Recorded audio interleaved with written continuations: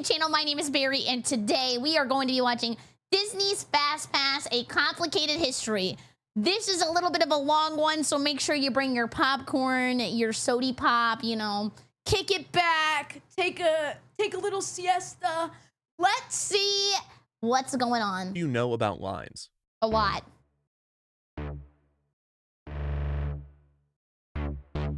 I'm scared.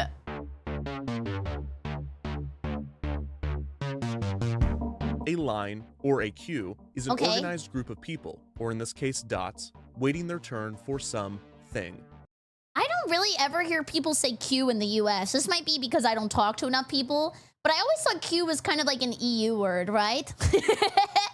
Or when I was in Japan, it was a Japan word too. The start of the queue to the end of the queue is the wait time. In its simplest form, the wait time is affected by two factors: the service rate and the arrival rate. The service rate is the rate at which people get pulled from the queue to do the thing. The arrival rate is the rate at which people arrive to the queue. Speed up the service, and the wait time decreases. Increase the arrival rate, and the wait time increases. At its core, this is all a line is. How fast do people get in line, and how fast do they get out? But in any real-world scenario, queues become anything but simple, and there's no better showcase of this complexity than the Disney parks. I would never want to be somebody high-ranked at Disney. Actually, trying to get line times down must be infuriating. For people who don't know, I live in Florida, and Disney lines are so long that the last time I went, there were people pooping in the line. They were just taking big fat dumps in the line. Disney is world famous not only for their wait times, but for the bold strategies that they have implemented to cut them down. To truly understand this topic, it is not enough to simply learn the history. We must deep dive into the technicalities and psychology of queuing and fully examine the many ways that Disney has tried to tackle the issue of lines. And unfortunately, there is no fast pass for this explanation. So without further wait, let's take an excruciatingly deep dive into everybody's least favorite aspect of theme parks. And here lives a truly extraordinary species of octopus.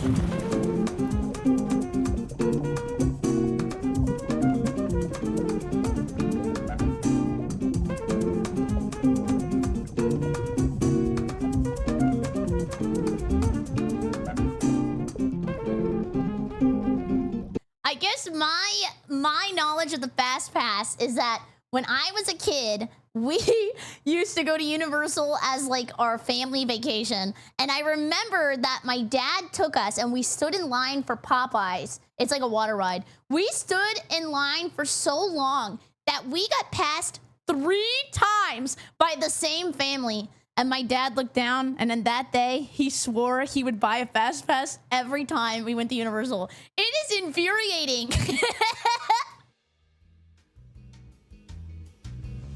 On October 1st, 1971, Walt Disney World opened to the public with 2 resort hotels and 1 theme park, the Magic Kingdom. Within the first year of opening, Walt Disney World began to experience the problem that had long plagued Disneyland Park in Anaheim: long waits for attractions. 2 of the most dreaded waits were for the 20,000 Leagues Under the Sea ride and the Country Bear Jamboree show. The wait for 20,000 Leagues consistently sat at 1 hour, and the wait for the Country Bear Jamboree could go over an hour on busier days. Oh, I guess I never thought about that, but like having a show, only so many people can watch Freddy Fazbear at a time, right? And only an hour is insane. When I went to, was it Animal Kingdom? No. Yeah. The line for one of the rides there, I think it was the Avatar ride, was like 300 minutes. 300 minutes! That is insane! This might be surprising to you if you visited the parks recently. Today, the Country Bear Jamboree almost never fills its theater, and 20,000 Leagues no longer exists. However, when Magic Kingdom opened, these 2 attractions had some of the longest waits in the park. This can be explained by looking at the arrival rate and service rate of these attractions. Yeah, only so many people can sit down at a time. The service rate for theme park attractions is generally measured in hourly capacity, or how many guests can board an attraction within 1 hour. 20,000 Leagues was a low-capacity attraction, only able to accommodate around 1,200 guests per hour. Also, I think this depends on the rides too. Like now, they have the rides that are constantly moving. So people are like always getting on them. I think the Harry Potter ride at Universal's like that, to where the seats are always going and then people just kind of like get on, which is really good because people get in and out so quick. Compare this to the Haunted Mansion, which can accommodate around like that too. It moves too. This difference was due to their ride systems. Yeah. The Haunted Mansion is a continuously I swear these are not pre-watched. I don't know how I keep doing that. Also, it looks like somebody's butt. Operating Omnimover system, while 20,000 Leagues could only seat 40 guests in each submarine and could only operate up to 9 submarines at a time. So in a 12-hour day at the park, over 33,000 guests could ride the Haunted Mansion, while only around 14,000 guests could ride 20,000 Leagues Under the Sea. Looking at this difference another way, if 1,000 guests were in line for both attractions, the wait time for the Haunted Mansion would be 35 minutes, while the wait time for 20,000 Leagues would be 1 hour and 20 minutes. Jesus! I remember when I was a kid, we wanted to ride the Haunted Mansion, and the lights went out because it's like a spooky ride that's supposed to kind of like scare you. I cried and ran away. My grandma had to come and get me. I'm scared of the dark. Country Bear Jamboree had an even lower capacity than 20,000 Leagues, but its issue was less in its service rate and more in its arrival rate. While the capacity of a ride is determined by design and operation, the arrival rate is mainly determined by guest demand. This demand can be influenced by such factors as the quality of the ride and the marketing done for the attraction. The demand and capacity relationship is somewhat similar to the relationship between the supply and demand of a product, except rather than determining price and quantity, demand and capacity determine wait times and number of riders. Okay. Today, once a guest has entered a Disney theme park, they are able to ride any attraction they choose, but there are only so many operating hours each day, so time becomes a currency that they must spend. Time is money. Wow. For instance, a guest might want to ride the Jungle Cruise if the wait were 30 minutes, but that same guest might not want to ride the attraction if the wait was 1 hour. Oh, hell no! I am not waiting an hour for a ride. I'm gonna go do something else. Ain't no way. Do you guys have like an amount of time that at that point you're like, yeah, this is not worth it? I would say an hour. At an hour, I'm like, I'll find something else to do, whatever. In queuing, this is called balking, when someone decides not to wait in a queue due to its length. This can reduce wait times by turning people away that were not determined to experience the attraction. Oh, so they lie? Everybody lies? Even they lie at Disney World? They would lie to me at the most magical place in the world? The situation becomes even more complicated when guests are spending both their time and money to ride rides. When it opened, Walt Disney World utilized a ticket book system, in which guests needed to purchase tickets both to enter the park and to ride the majority of the park's attractions, with each attraction distinguished with a letter A through E. These must go for a lot on eBay for like collectors and stuff, because there's like a lot of Disney adults. This is kind of badass. It looks like Monopoly money. E being the most thrilling and popular attractions. This was the same system used at Disneyland, and it became so well known that the term e-ticket became a common phrase to refer to something as premium or exciting. Whoa. By charging guests more to ride the popular attractions, Disneyland was able to curb demand for these rides. However, at Walt Disney World, this system often had the opposite effect. When the resort opened, guests knew little about the park's unique attractions, but they already understood the A through E ticket system. So when visitors made their decisions, they often looked at how Disney ranked and priced their own attractions. Oh, it's like tier listing the rides. Okay. Yeah, if I'm going to Disney, I want to ride the coolest, most awesomest, biggest ride that they have. The Country Bear Jamboree, a musical show with animatronic characters unknown to guests, was listed as an e-ticket, while the Mickey Mouse Revue, a musical show with animatronic characters well known to guests, was listed as a D-ticket. This led many guests to assume that the Country Bear Jamboree was the better show, resulting in a false demand, leading to longer lines. This false demand was recognized by a Disney employee named Bruce Laval. Hi, Bruce. Everybody say hi to Bruce. Hello. Laval graduated from the University of Florida with an MBA specializing in operations research, and he joined Walt Disney World right as the resort opened in 1971 as an industrial engineer. Industrial engineers are specialized in studying and optimizing complex systems and processes, finding ways to make systems more efficient, a field that Disney was increasingly relying on as their theme parks became more complex and brought in more people. Laval was among the first industrial engineers to utilize computer simulations to optimize systems. Wow, look at how far we've come. Sometimes I just kind of get amazed with how people made stuff back in the day. I'm not saying like it was impossible, but they made something crazy and big and huge using this. This is like a leap pad, or what was it? Leapfrog. Impressive, considering at the time, computers looked like this. Yeah, TI-87. Within the first few years he worked for the company, Laval noticed the false demand being created by the A through E ticket system and argued for its removal. The idea made it almost to the testing phase for Magic Kingdom when top Disney executives, resistant to change, learned of the plan and shut it down. However, it was soon decided that Disney's third theme park, Epcot Center, would not use the A through E ticket system. So I hope he explains why Epcot has the big ball. I never understood that. Like, why is there a giant ball that I'm just looking at the entire time I'm at the theme park? Like, move it out of the way. It's so big. So the decision was made to discontinue the system at both Disneyland and Walt Disney World as well. After the switch, Laval's theory was proven. Wait times at e-tickets went down, and more guests visited the underutilized attractions. Oh, it is a ride. You're right. I've never ridden that ride. Is it good? Well, I'm kind of scared. Oh, never mind. It's Jazz. I'm not scared anymore. Long lines were by no means eliminated from the guest experience after the A through E ticket system was discontinued. In fact, lines were the #1 guest complaint at all 3 Disney parks. That's always the complaint, right? Because think of how much money, especially nowadays, people pay to go to Disney. You don't want to wait. You want that VIP royal treatment. You want foot massages and lines, free corn dogs. Like, you paid a lot of money to be there. This is why when Disney opened its first international park, Tokyo Disneyland, in I started joking. I'm sorry. I don't know what happened. I went to Tokyo Disney Sea, or the Sea one is really good. But I think Tokyo Disneyland is owned by somebody else now. I'm not sure, but I didn't go there because it seemed more like baby rides. But Disney Sea is really cool and really badass. The line problem at Disney Sea is that everybody loves standing in line for popcorn. I wanted to get, it was like a fish road popcorn. The line was like an hour and a half. 1983, many within the company were surprised at the patience and endurance of Japanese tourists to withstand long lines. They love standing in lines at Tokyo Disneyland. It's actually insane. I have never seen that in my entire life. Nobody cares, nobody moves, nobody's on their phone. Everybody just likes standing in line. But what I learned when I was living in Japan is that people in Japan see long line and think, oh, this is popular, so I'm just gonna wait because everybody else is here. So sometimes establishments will have really, really long lines just because there's a lot of curious people who want to see why the line is long.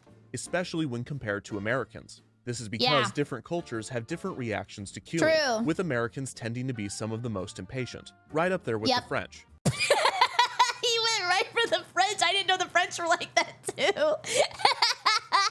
Which Disney would learn soon enough. Also, people's reactions to queues change significantly over time, and the Disney parks have played a major role in this evolution. And it's the most common type of queue at Disney is called the switchback queue, in which guests snake back and forth in a zigzag motion. Like this? This was pioneered by Disney's Imagineers at the 1964 New York World's Fair. The lines for Disney's No, this was pioneered by me when I was 10 in Roller Coaster Tycoon.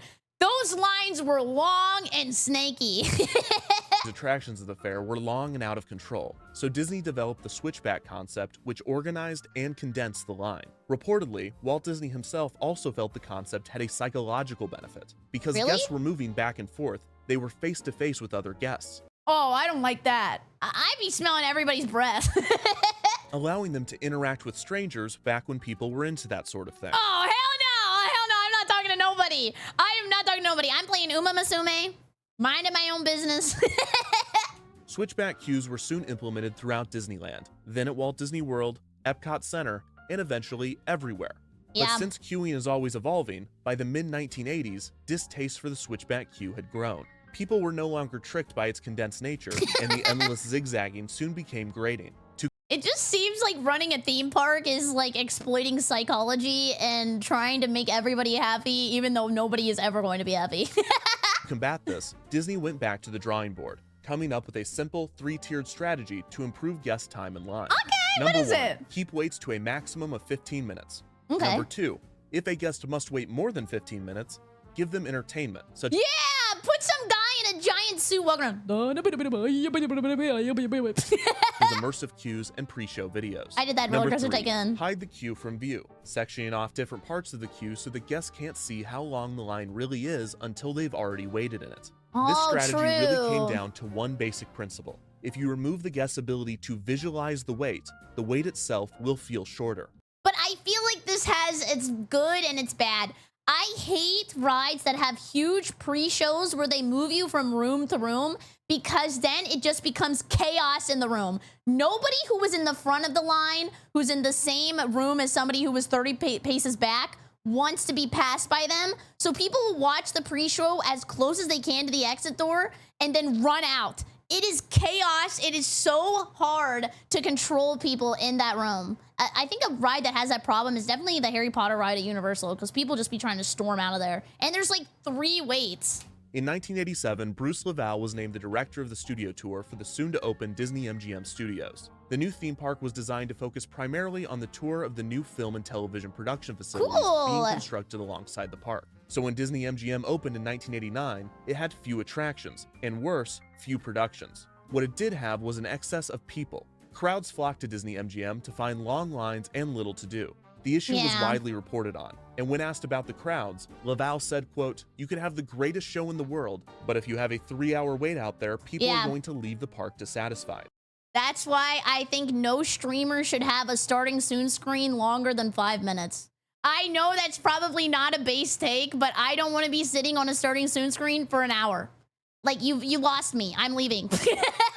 Immediately after the article was published, the Orlando Sentinel received a call from a man named Michael Eisner, who was the CEO of Disney at the time. Eisner assured the public, as well as the Disney employees quoted in Sunday's paper, that the park would be expanded with more attractions, stating, quote, "We do not want the lines to be that long. We are trying to rectify that as soon as we can." In 1995, Lavelle was promoted to Executive Vice President of Operations, now assuming responsibility for all park and resort operations at the Disney parks. Every time I see the Epcot ball, I just want to get a giant, I want to grow really big. Actually, if somebody illustrates this, just don't make it like fetishy. I mean, you can, I don't care, whatever. You can draw me however you want. And people always ask, can I draw you? Yes, you can draw me. Draw me as a giant woman with a giant golf club, you know, hitting the Epcot ball. That would be awesome. Please do that. I would love that. Lavelle had held many different positions at the company, but his industrial engineering background had stayed with him, and the mounting issues with wait times led Lavelle and his team to develop something big. Ooh, okay. Space? They made space? In the mid-1990s, Lavelle and his team began experimenting with the idea of transitioning certain attractions at the Disney parks to a reservation-only system. The idea was to give guests a reservation time for an attraction, so that they would not have to wait in line. Okay, Similar like, to I think a it's Lightning restaurant, Lane? guests would simply arrive at the attraction for their reservation and would be seated immediately. And this is actually a good idea on paper, because then if you know you have your spot in line, you're probably walking around and spending more money instead of just not doing anything standing in line. You might go get a snack, go and buy some merch. This is a good way to keep the money flowing in the park. While the idea would eliminate waits for guests at the park's most popular attractions, there were obvious issues with the concept. First, it was nearly impossible to ensure that park guests arrived for their reservations on time. Especially in the US, people be late as hell in the US for no reason. Like, they just are like 10 minutes late. Everybody's late. No, not everybody is late. How disrespectful. Often they would be doing something else around the park. When a guest would miss their reservation time, this would leave empty seats on the ride, therefore reducing the total capacity of the attraction. Second, if the attraction experienced downtime for any reason, then the guests holding reservations during this downtime would no longer be able to ride, as reservations for the rest of the day would already be filled. I'm gonna be honest, that would piss me off. That would make me so mad. But every theme park I've been to they've been really good about, if things bad happening, they just give you like a fast pass or let you come back later. I don't think they would just tell you like, you know what? You had it down on the ride, so guess what? You're out. Goodbye, goodbye, goodbye. Or, if they were allowed on, the ride would now have a line of people for the rest of the day, defeating the point of the system. The idea was abandoned for these reasons, and it seemed that reservation-based attractions was a dead concept. I think they do that now. I don't know. I might be wrong. Had an epiphany, not while at work, but while on vacation. In 1997, Lavelle went on a... He working on vacation. Damn. A skiing vacation in Colorado. While on the slopes, he observed the queue to get on the ski lift. Each lift chair held 4 people, and the queue was split into 2 lines. Okay. A regular line and a single rider line. Laval viewed how the single riders were squeezed into the empty seats on the ski lift when a party did not fill an entire chair. This is smart. He realized that this was the compromise to the reservation-based system. Yes, and every time I would go to like a park, if I've already been there, I would always go into the single rider line, even if I was with friends, because we've all experienced the ride together, maybe like the first time or the second time. So the third time, you don't really care. You just want to ride the ride. And even if you're all single riders, you can still meet up afterwards and still talk about it. And you saved yourself like 50 minutes of waiting in line. Rather than a regular line and a single rider line, Laval could have a reservation-based system and a standby line. Whenever a guest would be late for the reservation, operators could take someone from the standby line so that the attraction would never lose capacity because of the ebbs and flows in guest behavior. Plus, if the attraction did experience downtime, then the ratio of reservation-based guests to standby riders could simply be adjusted to favor those that had reservations during the downtime. Despite the idea coming from the initial reservation-based concept, what Laval was proposing was closer to a virtual queue. A virtual queue functions similarly to a normal queue, just without the physical line. They do virtual queue now, I think, for that Guardians of the Galaxy ride at Epcot, I think, was virtual queue, and then they stopped doing virtual queue for it. An example of a virtual queue can be found in many quick service restaurants, in which guests take a number and wait for their number to be called. Yeah, Unlike the deli. reservations, this still retains the first come, first served nature of a physical line, but it removes the ability to visualize the wait, therefore increasing the quality of it. After returning from vacation, Laval pitched the concept to other executives, but he was met with skepticism. What? Believing in the idea, Laval proposed that he test the concept to prove that it could work. I feel like every time you hear a good idea that is actually implemented in real life, it had like 20 doubters at the start. Nobody ever believes in somebody who has a good idea. Using the newly opened Animal Kingdom due to its limited amount of attractions, testing began with a select group of guests who were given paper diaries to keep track of their day, including how long they waited in line. At least it wasn't a future diary. That would be bad. 2 groups, a control group and a group that would use the virtual queue system. The control I look in chat and I see, I think he will die. My God, brother, what happened to the whimsy and love of Disney World? You're thinking about his demise? Holy crap! Group simply logged their day at the park, while the other group were told to approach cast members at attraction entrances, who would hand them a ticket with a return time on it. This return time was equal to the time that it would have taken guests to wait in line for the ride. The test subjects were then encouraged to explore the park and return at the time listed on the ticket, where they would then be Dang, I have to go back to that. Those children were bringing out that dinosaur bone like ants attacking a hot dog. Test subjects were then encouraged to explore We should have child archaeologists. Looks like they really like the job. for the park and return at the time listed on the ticket, where they would then be allowed to skip the line. The test was a huge success. The virtual queue subjects were able to experience 25% more rides than the control group, and their wait times were reduced by 50%. The virtual queue subjects left the park much more satisfied and far more likely to return than the control group. If this was not convincing enough for executives, the tests also showed that those using the virtual queue system spent more of their time at gift shops and dining locations. See, they don't care about the actual experience of the guest at the place. They just want to know they're making more money. That's all you had to say. Resulting in more spending when compared to the control group. Executives approved the concept for further testing, which continued throughout early 1999, both at Disneyland and Walt Disney World. That summer, testing focused on Space Mountain at the Magic Kingdom, which often had the park's longest wait. In these early tests, cast members were physically writing return times on cards and giving them to guests, I like this while ride. using handheld clicker counters to keep track of how many were handed out and how many guests returned. The tests were often haphazard and chaotic, but they were successful enough to prove that not only the system could work, but it would make guests happier and more likely to spend money. I think when they do the times on the ride too, chat, I think they give somebody like a ticket or tell them what time it is, and then they go through the line, then give the ticket to the other guy at the end of the ride, and then the other employee calls the front of the line and tells them how long the line is. I think I've seen people get really excited about being picked on Reddit. Many within the company, including Laval, felt that the system should be free and available to all visitors so as not to create different classes of park guests. Well, look at where we are now. This started as a nice mechanic, free to play. Then Disney World became gacha system. Wow. Citing Walt Disney himself, who was known to wait in the park's lines with his guests. With the test labeled a success, executives approved the permanent installation of the new virtual queue system, officially titled FastPass! I'm gonna be honest, I read that really fast and I thought it said Fart Pass. I was like, ew, what are they doing at Disney World? Nasty! Hey! Hi! Did you know that you don't have to wait in line to ride some of your favorite attractions? Woohoo! Just look for the signs of selected attractions and insert your park ticket. You'll get a complimentary FastPass with a return ride time stamped right on it. Guests who entered a Walt Disney World park in late 1999 were met with a brand new system, FastPass. On the surface, the system was simple. Guests would approach an attraction where they would be able to view the posted standby wait time. I think they're actually... Sorry, subliminal advertisement. Code Berry 10% off. But I think they're changing this ride.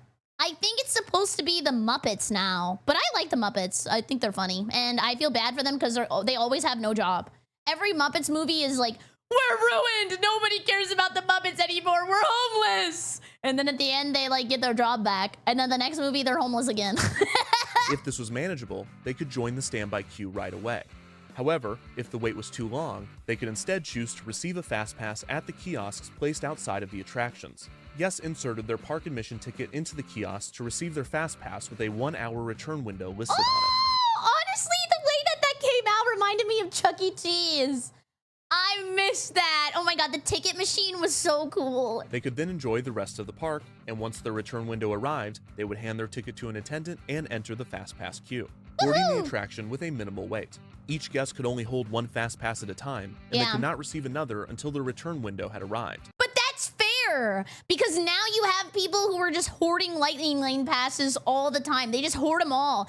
Basically, going to Disney now is so stressful because you have to get on the app like a month ahead of time and book your FastPasses. Behind the scenes, the system was far more complex. Each attraction's FastPass data would be stored on a local computer housed in each attraction, controlling the standby wait time display, keeping track of how many FastPasses have been handed out, and determining the return times being printed on each FastPass. This is a lot. The computer was connected to a server so all wait times could be monitored throughout the park, Dedicated and so that the system would know when a guest had already been given a FastPass to prevent them from obtaining another. Yeah. The system also allowed ride operators to tell the computer when an attraction was Wait, what happened? Hello, Barry. I have come to warn you of an ongoing scam. Starlight said 30K subs had her YouTube channel hacked by crypto scammers disguising themselves as sponsor emails. I'm gonna be honest with you. I don't click any files in any email. If you send me an email and you put a PDF file and then say this PDF file, if you click on it, is gonna give you $30,000, I'm not even gonna click on it. There is nothing you can send me that's gonna make me click on a PDF file in an email anymore. I am too scared. And if I miss out on like 90 sponsorships because I just don't click on images, then too bad. I'm too scared. I do not want to lose anything. Experiencing downtime. And in response, the kiosk would slow down or cease dispersing FastPasses until the attraction was operating again. Some cast members reported this feature not working properly or not implemented on some rides, resulting in ride operators having to go to the FastPass kiosk, manually disperse a stack of paper FastPasses so that return times were pushed back, and then immediately throw those FastPasses in the trash. When news broke on FastPass in the summer of 1999, Laval said, quote, "We are going to use it on 3, 4, or 5 attractions that historically have the longest lines at each park." By the end of the year, 13 attractions at Walt Disney World utilized FastPass. I'm trying to think of what the popular rides at Walt Disney World is. Probably like Space Mountain's pretty popular. Any line that can go inside in the AC is going to be pretty long because Florida weather is so ass that you want to get out as fast as possible. You're basically like cooking. Maybe, I haven't been to Disney World in a while. Splash Mountain? I think that got remade though. 5 at Magic Kingdom, 2 at Epcot, 5 at Disney MGM, and 3 at Animal Kingdom. In early 2000, FastPass was implemented in Disneyland on 3 attractions: Space Mountain, Splash Mountain. 2 for 2! Okay, wait, let me guess the third one. Third most popular ride at Disney World. I like Pirates of the Caribbean, but I think it's just because the water smells good and I want to drink it. And Roger Rabbit's Cartoon Spin. Oh, with we don't plans have to that expand anymore, the I think. program. One way to keep it moving is called Disney's FastPass. Mi un favorito. Check this out.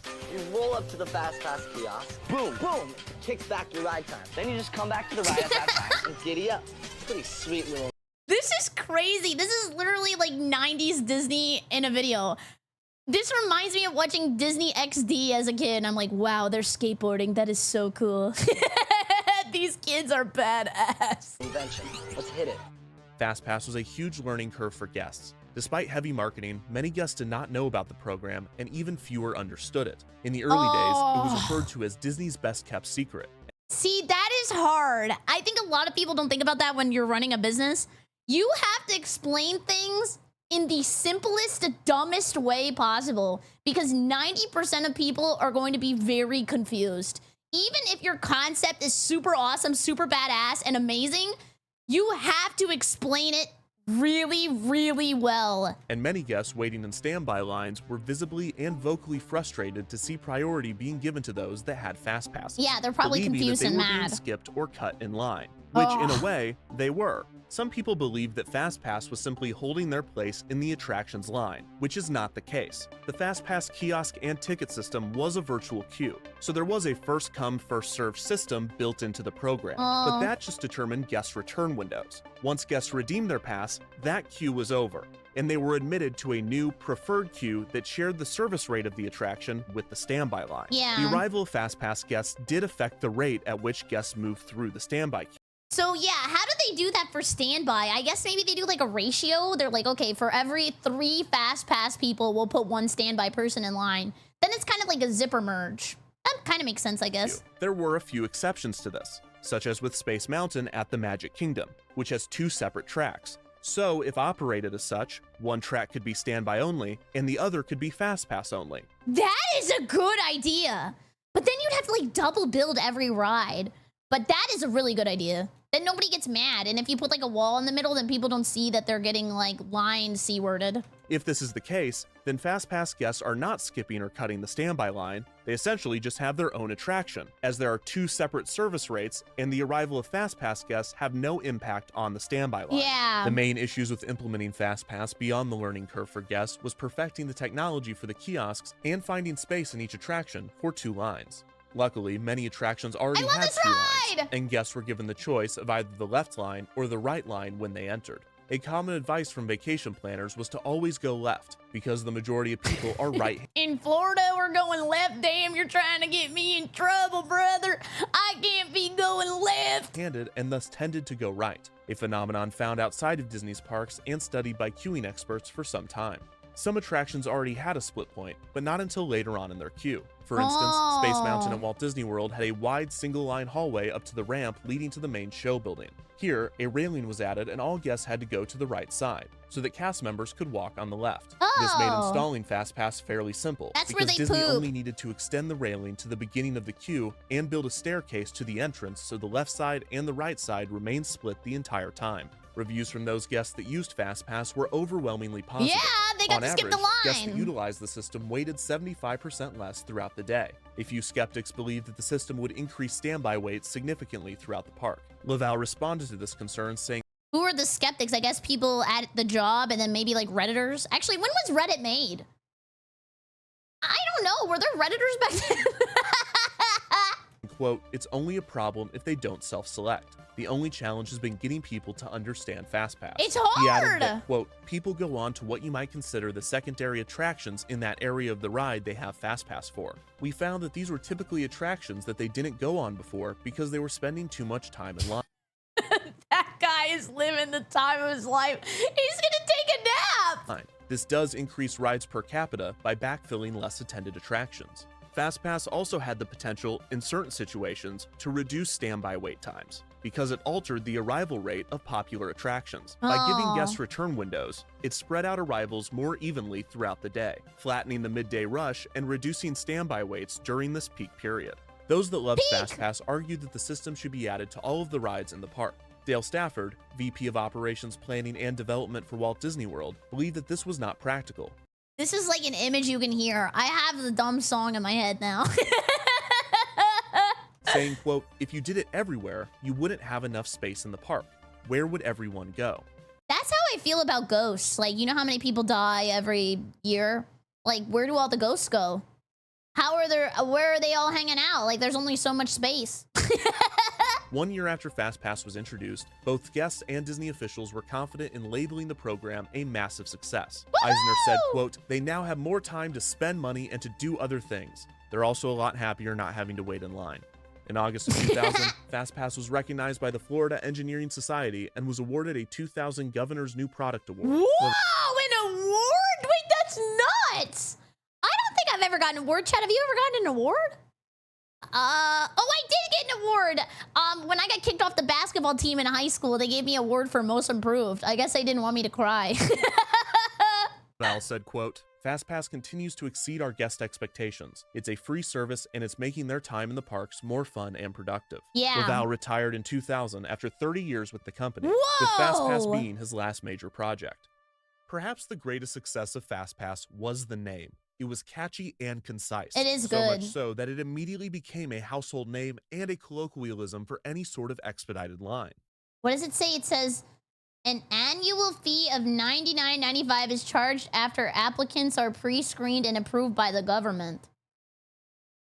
Oh, airport security FastPass. I was like, damn, they got the government checking if you can get a FastPass at Disney World. What the hell? It also pushed other parks to develop their own expedited queue systems, and it Spider-Man. even inspired a hit song. If you like it, then you should have got a FastPass. If you like it, then you should have got a FastPass. Don't you hate on me because you came in last. If you like it, then you should have got a FastPass.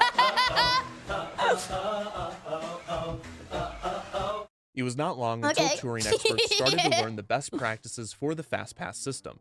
For instance, guests still needed to arrive earlier in the day to receive FastPasses with optimal return times. If a guest arrived at the park's opening, they could receive a FastPass with the return window only an hour away. Yes! Okay, when we went and we did that Epcot stream, this is like a couple months ago, probably like 4 or 5 months ago, I got a virtual queue line for a ride, and it told me to come back at like 8 p.m. I got there at 10 a.m. However, by midday, many FastPass return times could be 4 to 5 hours in the future. Yeah. And on busier days, FastPasses for popular attractions would run out by 1 or 2 o'clock in the afternoon. While the system itself worked well, there were a few issues. One was the decision to not allow guests to receive another FastPass until the return window arrived. This left many guests upset when they went to get a FastPass for an attraction, only to realize that the return window was hours away and they could not get another FastPass until then. The solution to this was allowing guests to receive an additional FastPass 2 hours after receiving their initial one. Some less than honest guests found that they could simply keep their FastPasses from previous days or trips. I'm gonna be honest with you. If there is a way to exploit the system, we will figure it out in America. We will do it.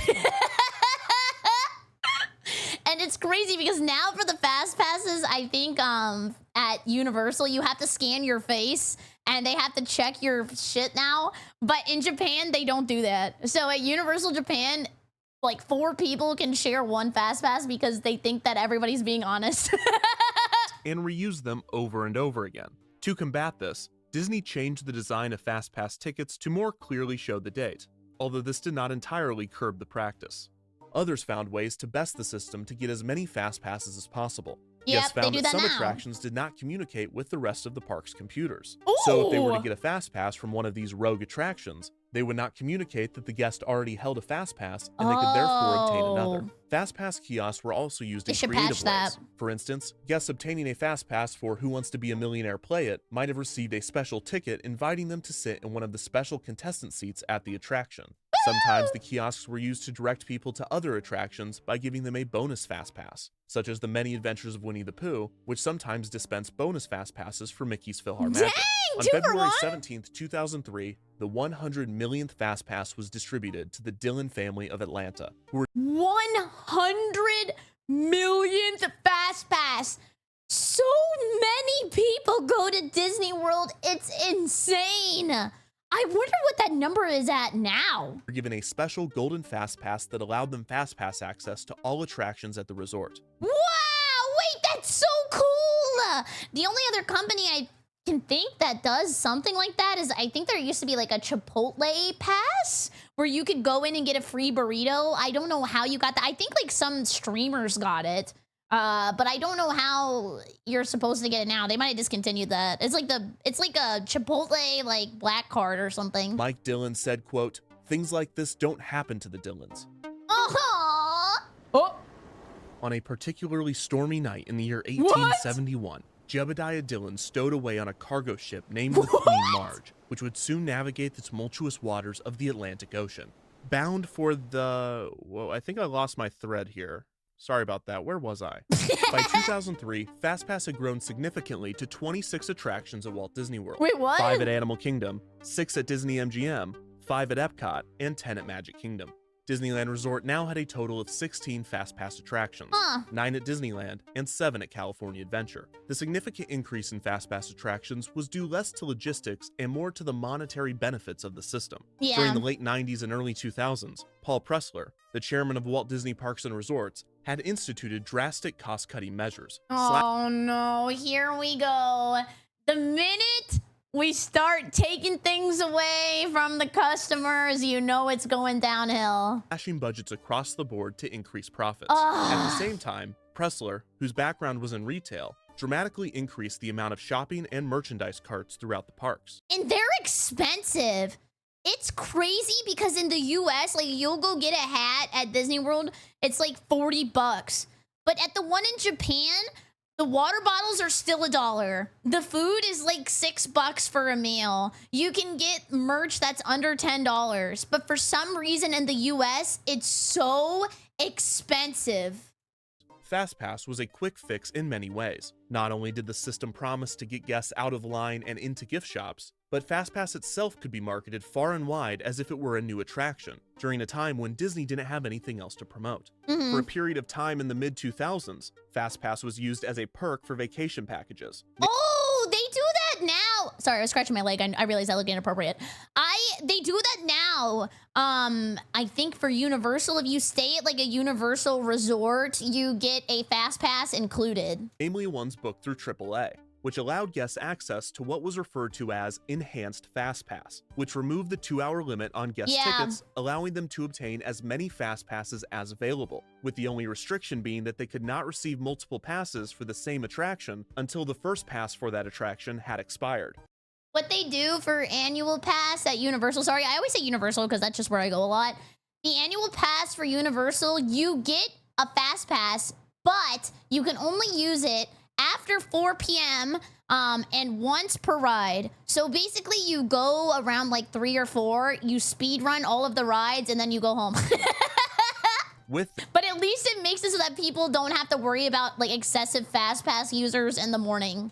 Guests could enter Disneyland Park in the morning, obtain a FastPass for every FastPass attraction in the park, exit Disneyland Park, walk over to California Adventure, obtain a FastPass for every FastPass attraction at that park, and now, holding 16 FastPasses, have the best day ever, with the only downside being that they now have to experience 7 attractions at a mid-2000s California Adventure. The over-implementation of FastPass did exactly what Stafford had predicted, and walkways at the parks were more congested than ever. This was especially noticeable at Disneyland, which is a much smaller park in comparison to the Magic Kingdom. The park was designed to have people waiting in line, but now, with most attractions using FastPass, guests found themselves wading through a sea of people, all waiting for their return time to arrive. And you know one mother sucker in this crowd is not wearing deodorant, and everybody has to smell it. Also, standby waits for high-capacity attractions, such as Pirates of the Caribbean and Haunted Mansion, were noticeably increased with FastPass. In 2002, Paul Pressler resigned to model for The Gap, where I was like, what is up with the jeans? Like he's at The Gap. he would also serve as CEO. He was replaced by the chairman of Disneyland Paris, Jay Rasulo. When Rasulo and other management took over, they reevaluated Disneyland's FastPass system, determining that the best solution was to begin removing FastPasses from certain attractions. At Disneyland, Pirates of the Caribbean, Winnie the Pooh, and Star Tours had its FastPass kiosks removed, and Haunted Mansion's FastPass would only be utilized for Haunted Mansion Holiday. In California Adventure, It's Tough to Be a Bug and Muppet Vision had their FastPasses removed as well. Oh, wait, It's Tough to Be a Bug just got shut down at Walt Disney World in Florida. I was terrified of that ride as a kid. Basically, it's like, if you've ever seen Bug's Life, you all sit in a theater, and what happens is, it's like a 4D ride, so you're watching the movie, but like bugs like scatter on the ground. Basically, they just like shoot air at your legs and stuff, and like bees sting you, so they stab your back. I screamed and I cried and I ran out of there. I don't know why every experience I have with a ride from my childhood is traumatizing.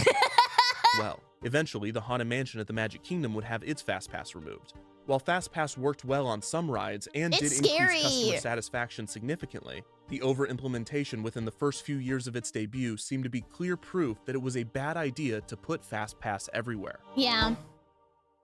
Oh, put FastPass everywhere. It is now September of 2007.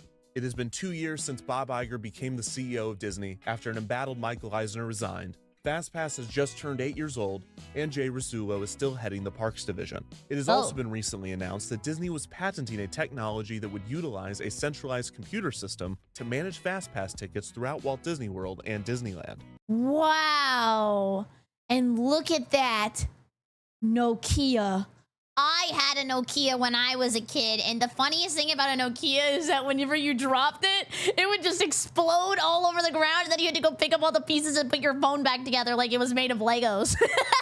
Allowing guests to obtain FastPasses from their mobile devices, which at the time looked like this. Yeah. So BlackBerry! Wait, no, that's not a BlackBerry. It doesn't have the ball. I liked playing on my mom's BlackBerry because she had Brick Breaker, and that shit was awesome. Plans relied on sending text messages to guests. The patent application also stated that the new system could allow, quote, spending per guest at hotels to determine hierarchies of access to. What? Wait, I thought this wasn't supposed to be a class system. Now it's just whoever spends the most money wins? What the hell? FastPass. Disney stated publicly that they had no plans to change FastPass at the moment, merely that they were monitoring how to take advantage of technological developments. However, within the company, executives were formulating plans for a massive project in complete secrecy. I don't know, am I allowed to enjoy the massive project, or am I just a broke boy, so I should just say so?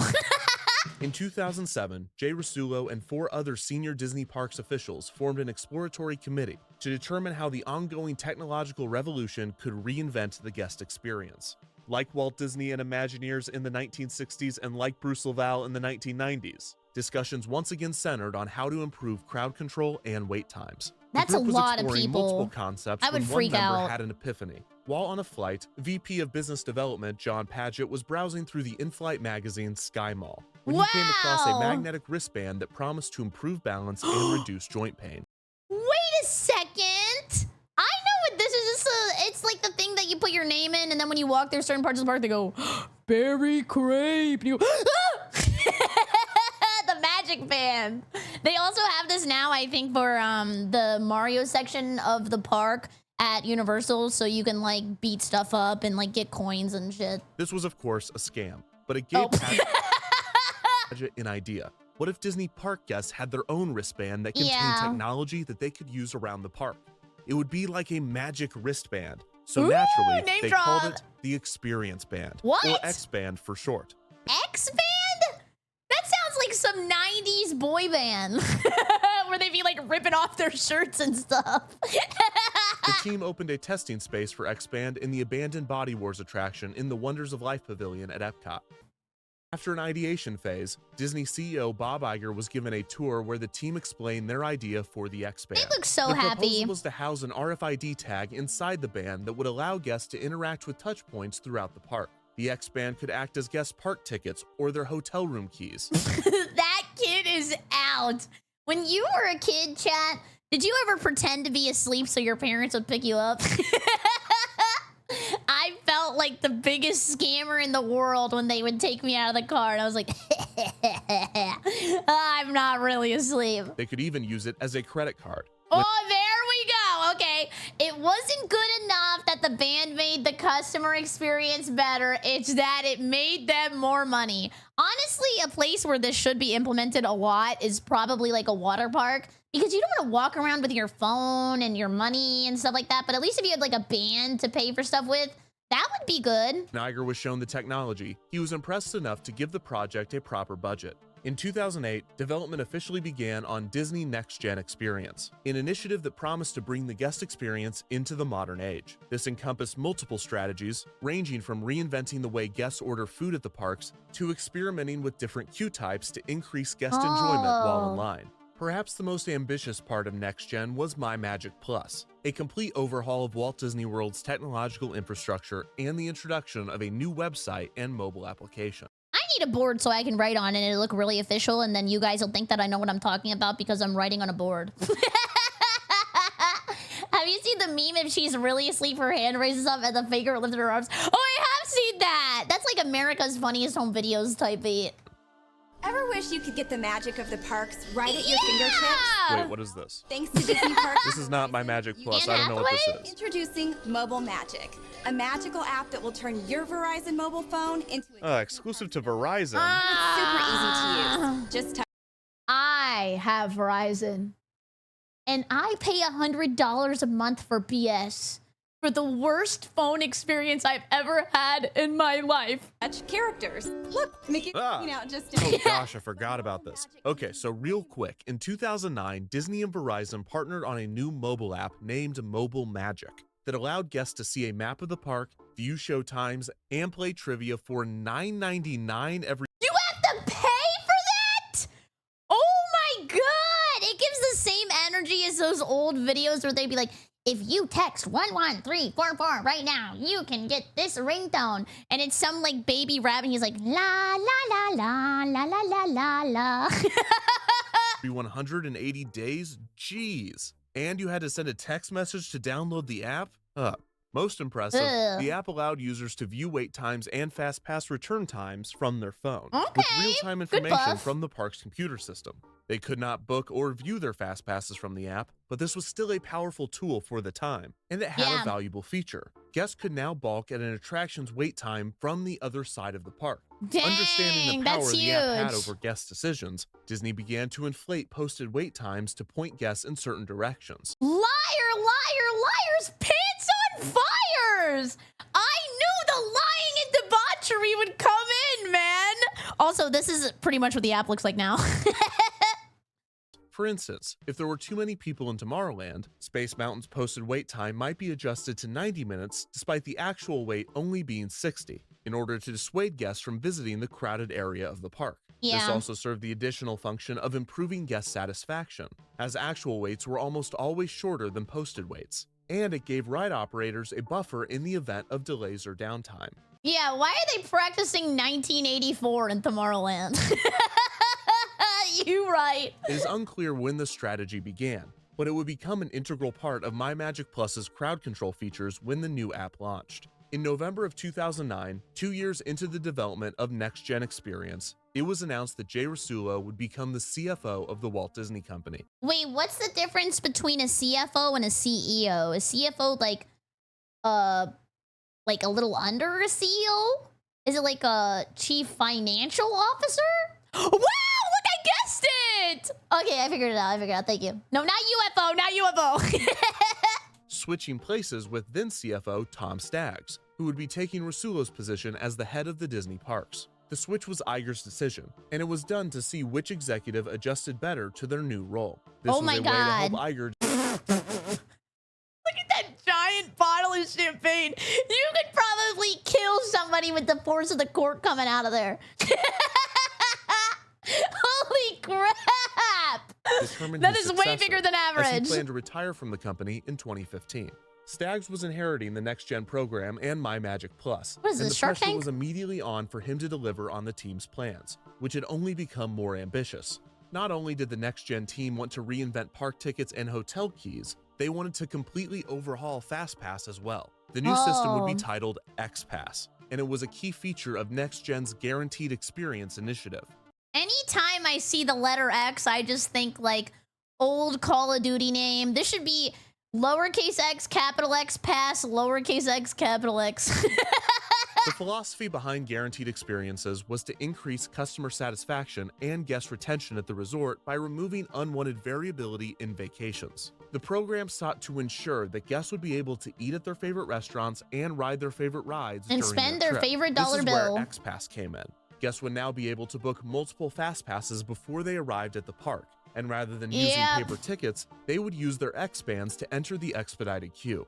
In late 2011, news broke on XPass, mainly focusing on a rumor that FastPass would cost money. People took that great.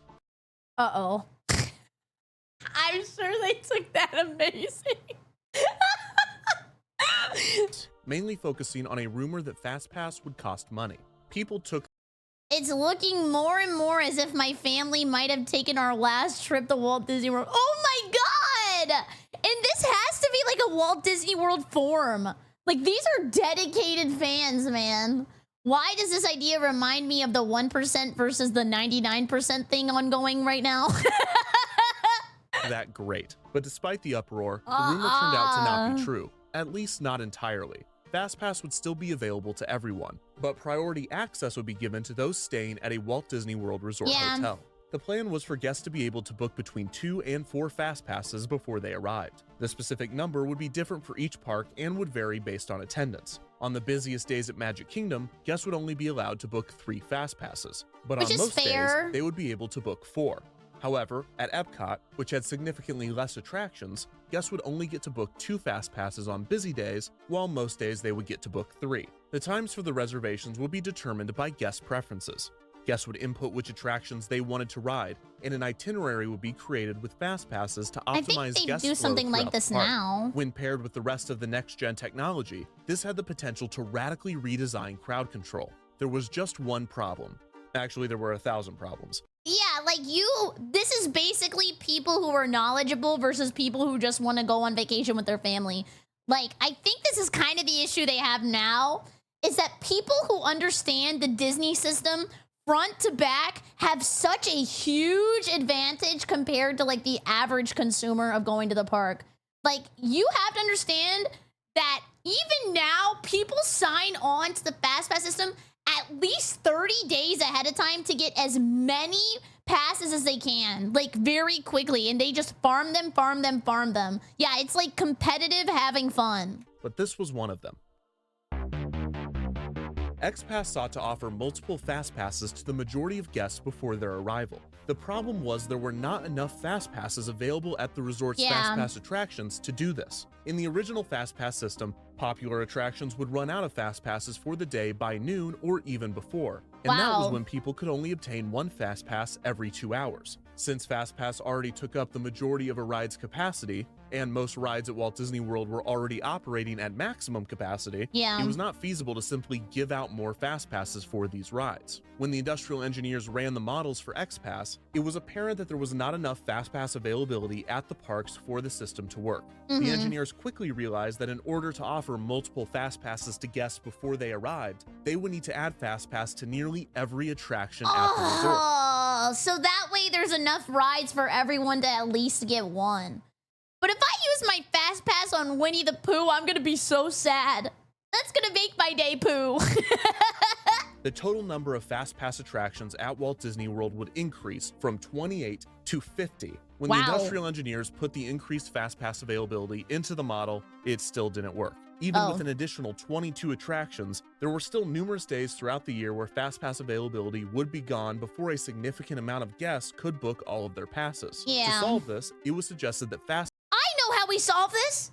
Let's add more days to the month.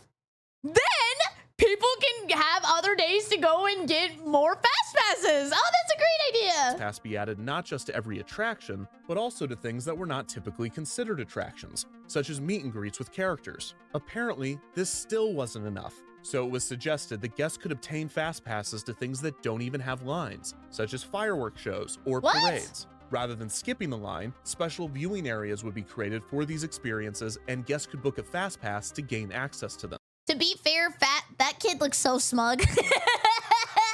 To be fair, character line FastPass would be OP in Japan. There's like a lot of people who really like meeting the characters and like stand in really long lines and also like to get autographs and stuff. Finally, this increased, or more accurately inflated, the amount of FastPasses that could be offered, which helped support the idea to offer multiple FastPasses to guests before they arrived. With the basic framework figured out, plans move forward on XPass as NextGen and MagicBands continue to develop. In February of it's a good 2011, idea. the Walt Disney Company's board of directors approved My Magic Plus with a budget of around $1 billion. I don't know if it's $1 billion idea. I just thought it was nice not to have to worry about my money in my pocket and just use my band. $1 billion! Oh my god! Iger reportedly sternly told Stags, quote, "This better work." Yeah! This better work or Mickey Mouse is coming to your house to murder you. No way! Which became a mantra for the entire team. Stags was under enormous pressure to deliver on a project that scary. didn't really make the parks or Disney money. Now, when I put this in, does money immediately begin flowing out of my checking account?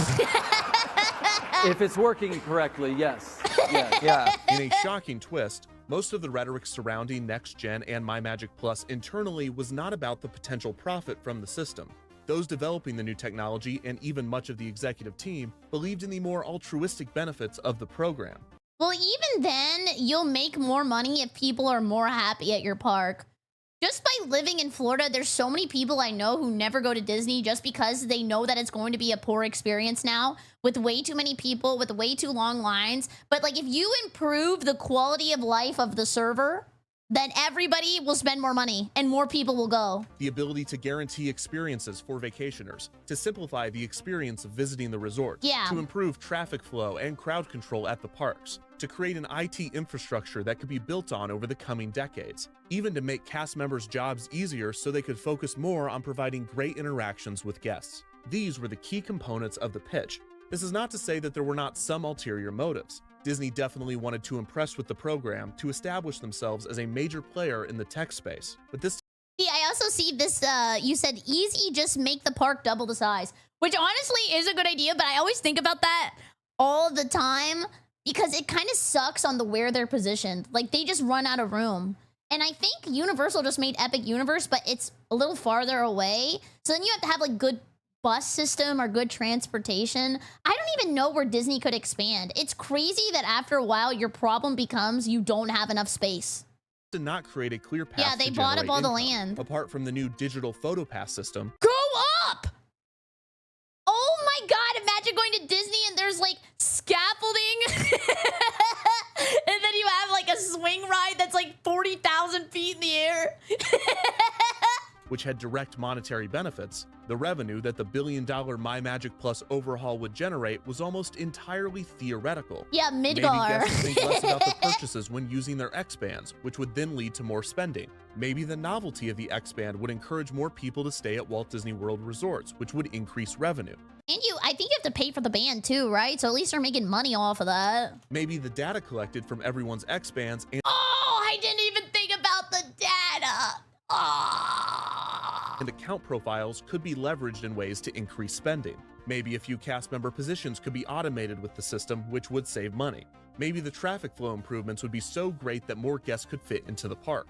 And the biggest maybe that the entire project was predicated on, maybe My Magic Plus would create such a wonderful experience for our guests that they would be more likely to return and more likely to recommend that others visit. Yeah, that's what I said. The end goal was to increase revenue, but Disney's focus was on improving the guest experience and hoping that the money would come as a result. Yeah. This optimistic and almost quaint approach seemed to be at odds with the $1 billion price tag. That's but a lot Iger, of money. Stags, Rasulo, and other executives believed in the program enough to keep it going. It's a good Others idea. throughout Disney had a much different opinion, which quickly led to infighting. Disney hired multiple tech contractors to manufacture and deliver much of the My Magic Plus technology.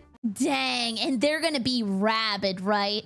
Like imagine a contract with Disney. That is money printer. And it was an open secret in the tech industry that they hired subpar firms that saw the project as a cash cow, overcharging and under-delivering. These firms also did not get along with the park's IT team, especially when major issues were found with implementation. Imagine it just turns into a Waffle House. Everybody just fighting each other over the stupid IT problems. Walt Disney Imagineering was not all in on the My Magic Plus technology either. The parks hoped that the Imagineers would take advantage of the X-Band technology to deliver unique experiences in attractions. He is rubbing all up on that. I am not touching that. Imagine how many children have sneezed, iPad coughed, rubbed their boogers all over that wall. Ain't no way I'm touching anything at Disney. But Imagineering viewed the X-Bands as a gimmick, and a risky one at that. Plus, placing X-Band readers throughout the park's land so that guests could redeem FastPasses clashed with the theming. Imagineer Joe Rohde said, quote, I'm so scared. That's the way I be looking, knowing this might be $1 billion problem. If I'm supposed to be living with fairies, fairies don't have iPhones or magic bands. I didn't even think about that. The Imagineers ended up barely integrating the X-Bands into new attractions. What about Cortana? I don't know. She's not really a fairy. She's just kind of a computer for real. With Epcot's test track being one of the only real benefactors. What's FastPass Plus, you ask? Come on, I'll show you. Okay. It makes your stay a treat. Reserve that meet and greet. I went to circus school. This is what we were doing. Now, make your trip a wow, it's sweet. That is technically my second favorite FastPass parody song, but it's really not even a competition. Ah. Oh, geez, right here. They did it before anybody else.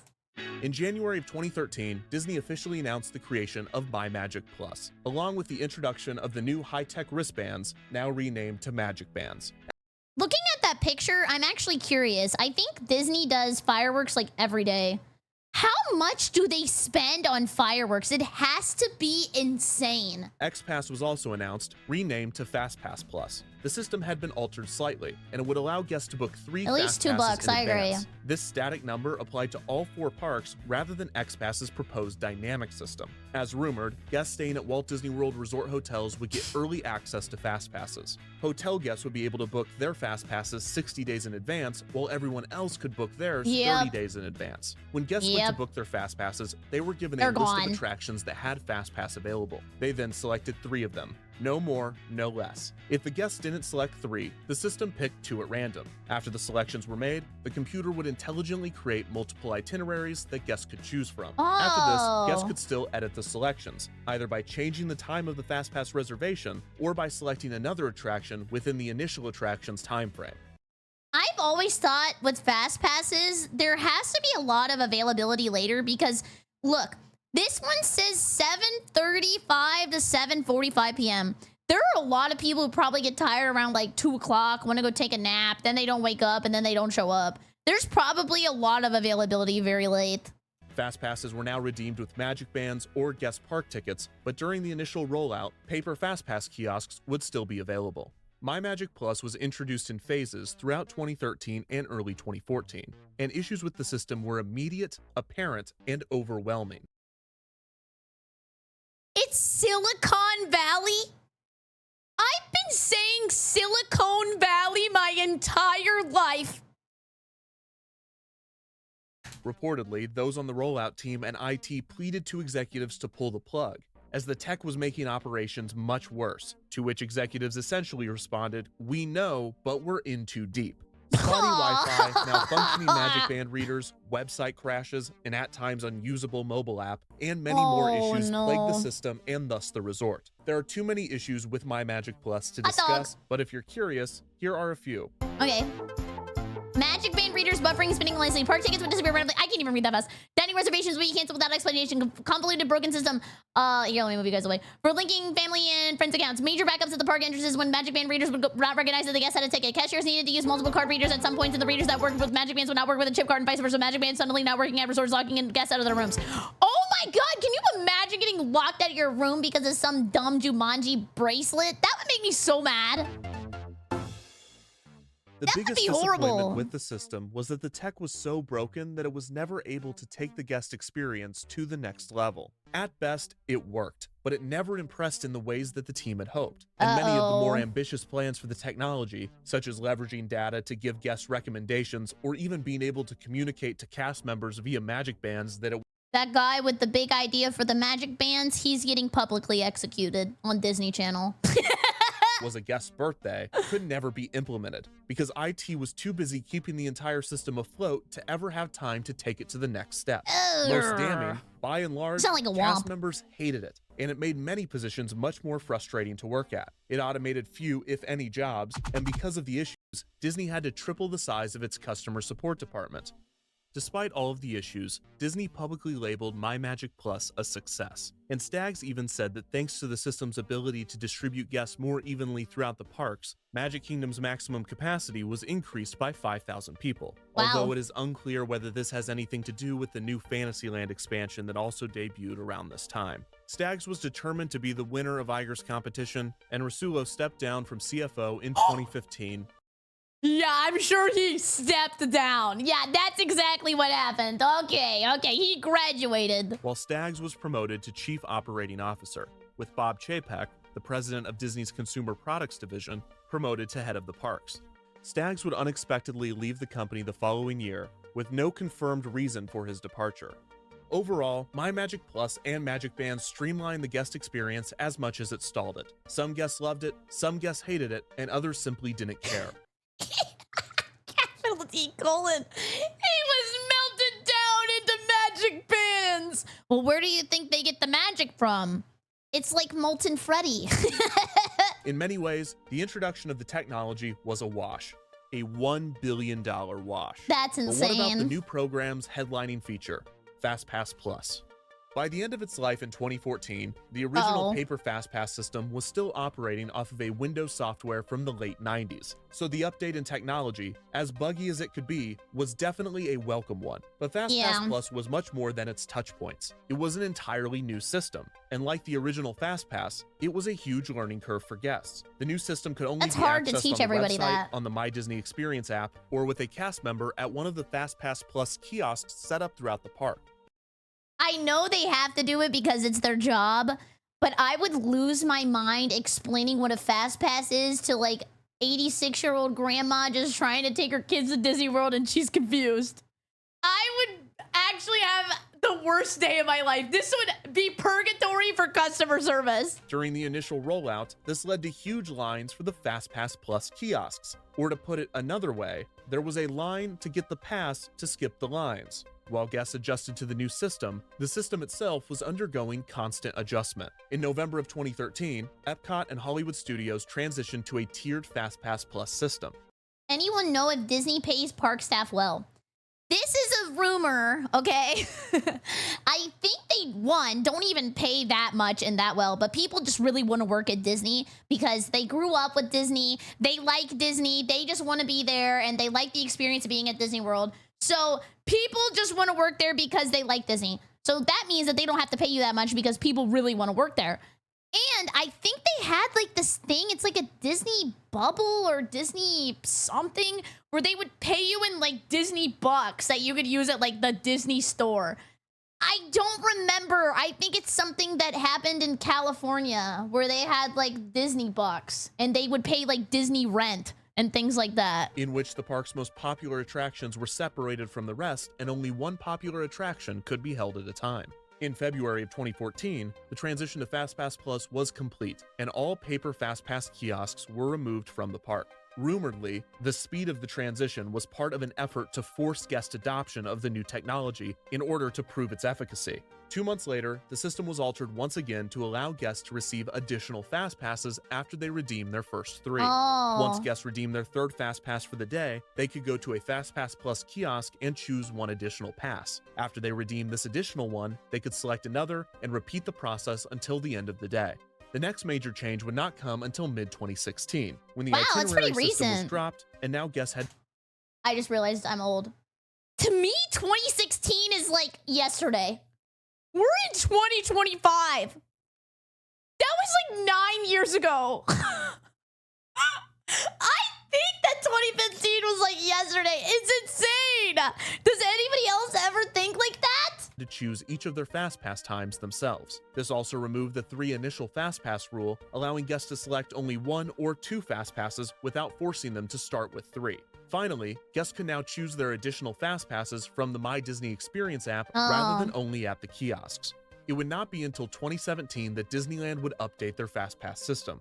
Rumoredly, Disneyland was set to receive My Magic Plus, MagicBands, FastPass Plus, and all, but the major issues with the system resulted in the expansion being canceled. Instead, Disneyland would receive an entirely different system called MaxPass. For $10 a day, visitors could book FastPasses from their phone, except they could only do so when inside the park. Oh yeah, this was the Verizon thing where you had to pay $10 a day. That's insane. Paper FastPass, users could only receive one FastPass at a time, unable to receive additional passes until the first return window Holy had arrived, social or divide. 90 minutes after the initial pass was booked. The system received mixed reviews upon announcement, but after installation, many warmed up to it, believing that MaxPass was superior to FastPass Plus, which by this point was the subject of a heated debate. FastPass Plus ruined my vacation. Oh my god. I always feel bad when people have their vacation ruined because it's like they wait all year for that and they're so excited and they plan so much. I feel bad when people just want to have fun and something bad happens. But now we get to see, did something bad actually happen, or are they just, you know, maybe bitching and whining a little bit? Sometimes I like the whine too. Plus was a divisive program, and many have strong opinions on it. There are pros and cons to the system, so I'd like to take this moment to examine the biggest ones. Before we get in, FastPass Plus called me bald. There's nothing wrong with being bald. All my mods are bald. Bald people are awesome. Bald pride. Let's go. Into this, I want to mention that we will not be discussing or factoring in other ways guests are able to cut the line, such as with tour guides or the guest assistance program. These systems have their own complex histories during this period that, while interesting and important, are not factored into this list or this discussion on FastPass in general. Oh, I did the voice line.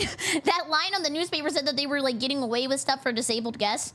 I think Disney's doing that again right now. Like they're having issues with that too. That said, here are some of the pros and cons to FastPass Plus. Pro number 1, you get to skip the line more. Yeah. Obviously. Pro number 2, improve traffic flow throughout the park. One of the biggest downsides to the original FastPass system was that guests had to travel to an attraction's entrance to obtain a paper FastPass just to return to the same location when it was time to ride. This backtracking was causing major traffic flow issues, so allowing guests to make reservations from their phone eliminated this unnecessary foot traffic. Wait, but my question with this point is that wouldn't there even be more foot traffic because people don't have to stand in line, so now they're just like walking around anyway still? I don't know. Plus, it was more convenient for guests. Pro number 3, reduction in length of stay. As park attendance climbed throughout the early 2000s, fast passes for major attractions ran out earlier in the day. So in turn, guests arrived earlier in the day, resulting in more people arriving in the morning and staying for longer, which increased the amount of people in each park. With FastPass Plus, guests would know 3 of their FastPass reservations before arriving, which would encourage guests to have fast passes for later in the day, not to arrive until later, thus relieving morning and midday crowds. Plus, guests no longer had to wake up early to rope drop fast passes, allowing for a more relaxing vacation. Con number 1, irrelevant fast passes. In the mad dash to add as many attractions to the fast pass system as possible, nobody's going to that. The implementation of certain attractions was less thought out than others. Honestly, I thought this one was kind of fun. I do remember, basically what they do is they have some guy improv and he pretends, I think, to be like Mike Wazowski, and he like calls people out and like makes them make jokes and stuff. And you know, kids be saying the darndest things and then they say it on a mic and everybody goes, ah, ha, ha, ha, ha. But the bad thing about a system like this is sometimes you have a good experience and then sometimes you have like a not so good experience because maybe like everybody's just scared and doesn't want to participate. But when it's good, for instance, it's good. Fast passes for Monsters Inc. Laugh Floor and Muppet Vision 3D rarely saved guests any RNG time, ride. as these attractions were theater shows that held guests in large waiting areas before the next showing. Guests who had fast passes for these types of attractions soon learned that all their fast pass did was give them a different entrance to the same giant room where they had to wait with other guests. Con number 2, long fast pass lines. Many using FastPass Plus reported waiting longer after redeeming their fast pass than they did with the original fast pass system. And you know that's making people mad. And then they have an attitude with the staff members like, why am I still standing in line when I got a fast pass? The original intention of FastPass was for guests to wait no more than 15 minutes before boarding. But with FastPass Plus, guests were now having to wait over half an hour at certain points. Okay, I'm gonna be honest, half an hour would be pushing it for me. I mean, I'm not gonna have an attitude. I think that's why everybody should have a customer service job, because then you won't have attitude with people who are just doing their job. Yeah, that should be required. This was in part due to the fact that FastPass Plus was basically guaranteeing that an attraction would be operating 60 days in advance. As previously explained, Paper FastPass had a built-in response to downtimes, or at the very least a ride operator could throw a bunch of FastPasses in the trash to give operations some wiggle room.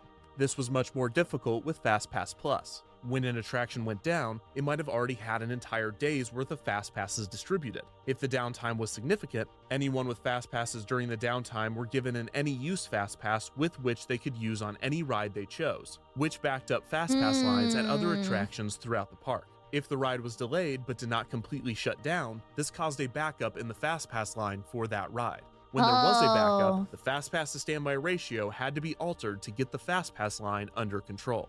This was the same compensation plan as Paper FastPass, but the new system seemed to be dispersing any use FastPasses much more frequently, leading to Disney eventually putting limits on these passes. I don't know why this just hit me like a cosmic revelation, but this is a lot of knowledge about a piece of paper. The FastPass is way more complex than I ever thought it would be. Con number 3, the FastPass to standby ratio. We have yet to discuss the FastPass to standby ratio in detail. It is no secret that of the two lines, the FastPass line was given priority over the standby line. In fact, that's the whole point. The question is, how much was FastPass favored over standby? Ratios. There's no definitive answer to this, because it was different for every attraction and ultimately up to the cast members stationed at the merge point. Oh my god, that's like a lot of pressure for them to just kind of figure it out. Bruce LaValle recounted that this was the most difficult position to train, and it was the key position to getting the original FastPass system to work. And they probably deal with the most angry people. I can imagine someone waiting 3 hours in line getting passed by FastPass people is going to say something about it because it's America. And we just be yapping to yap. They probably are yelling at them. The cast member not only had to keep the attraction's ratio steady, but they had to manage the expectations and frustrations of two very different lines of people experiencing two very different waits. Yeah, the it's FastPass horrible. to standby ratio cited on the original FastPass patent was 80-20, or in other words, for every 4 FastPass guests, 1 standby guest was let through. Ooh, that's gonna make them mad. Oh, right back to the forms, baby. Yes! What was billed as a 40-minute wait for Splash Mountain turned into 1 hour and 40 minutes as FastPass users got to the front. I asked the attendant, sorry, cast member Sassy? Said that he used an 80-20 ratio. Is this the standard on other rides? And when did the main line start being called standby line? They're mad! They're mad! Consistent with cast member and guest recollections of the system at the time. The 4-to-1 ratio remained standard after the transition to FastPass Plus, but with backups occurring much more frequently, cast members at merge points had to modify the FastPass to standby disparity more often. There were 3 phases cast members had to go through. Phase 1 was standard operating procedure. Depression, acceptance, and anger. Those are the stages they went through at their job. 4-to-1 ratio. If there was a backup in the FastPass line, cast members would go to Phase 2, which was a 20-to-1 ratio. And if the backup was significant enough, Phase 3 would be initiated, which was for every 1 standby guest, 100 FastPass guests were let through. How many people are in the FastPass line? 100 to 1! Once the FastPass line was under control, cast members would return to Phase 1. But the disparity of Phase 2 and 3 was infuriating to guests waiting in the standby queue, which during these phases would almost completely stop. There was also a psychological gamble to FastPass. Disney was banking on the idea that guests would not remember the 3 or 4 times they were cut in line. They would just remember the one time they got to cut the line. That's not true. That's not true. I told you guys earlier in the video that my dad got so pissed when we got passed 3 times.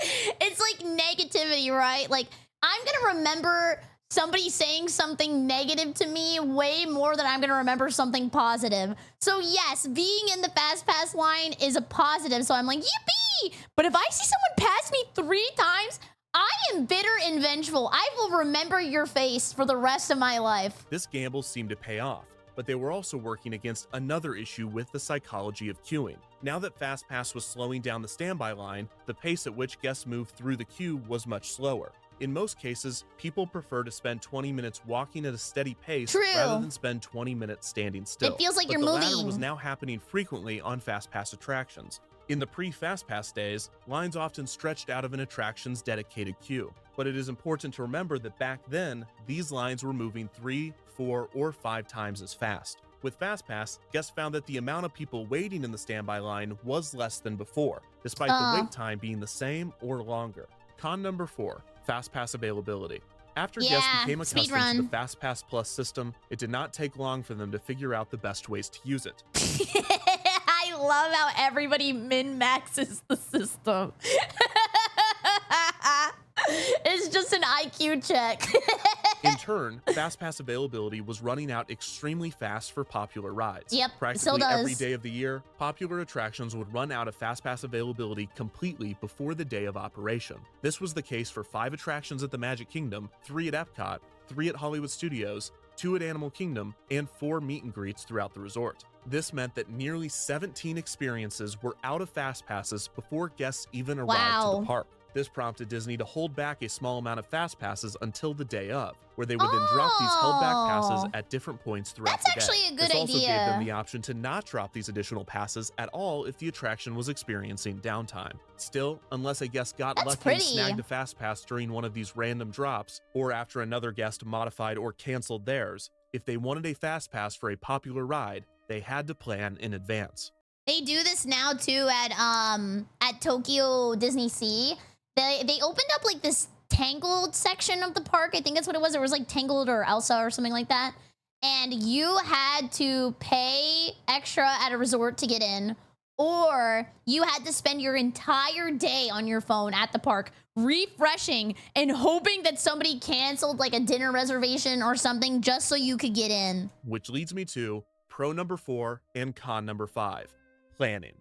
Many people love planning their Disney trips and do a lot of research and groundwork beforehand. My Magic Plus and FastPass Plus significantly increase the amount of planning necessary to have a consistently good experience at Walt Disney World. FastPass Plus was supposed to give guests the option to plan their trip in advance, but in practice, the system forced guests to plan their trip in advance or risk not getting to experience the most popular attractions without an extreme standby wait time. And then this makes vacation so stressful. If you're having to just keep refreshing the FastPass page at home 30 days before you get there in hopes that you have a chance to get a pass. Hotel guests could book an entire trip's worth of FastPasses 60 days out from their check-in date. This allowed some guests to book as many as 70 days in advance, resulting in certain attractions like Slinky Dog Dash at Hollywood Studios and Flight of Passage at Animal Kingdom running out of FastPasses even before the 60-day mark. Securing these FastPasses practically became a sport, and everyone had tips and tricks to snag those passes.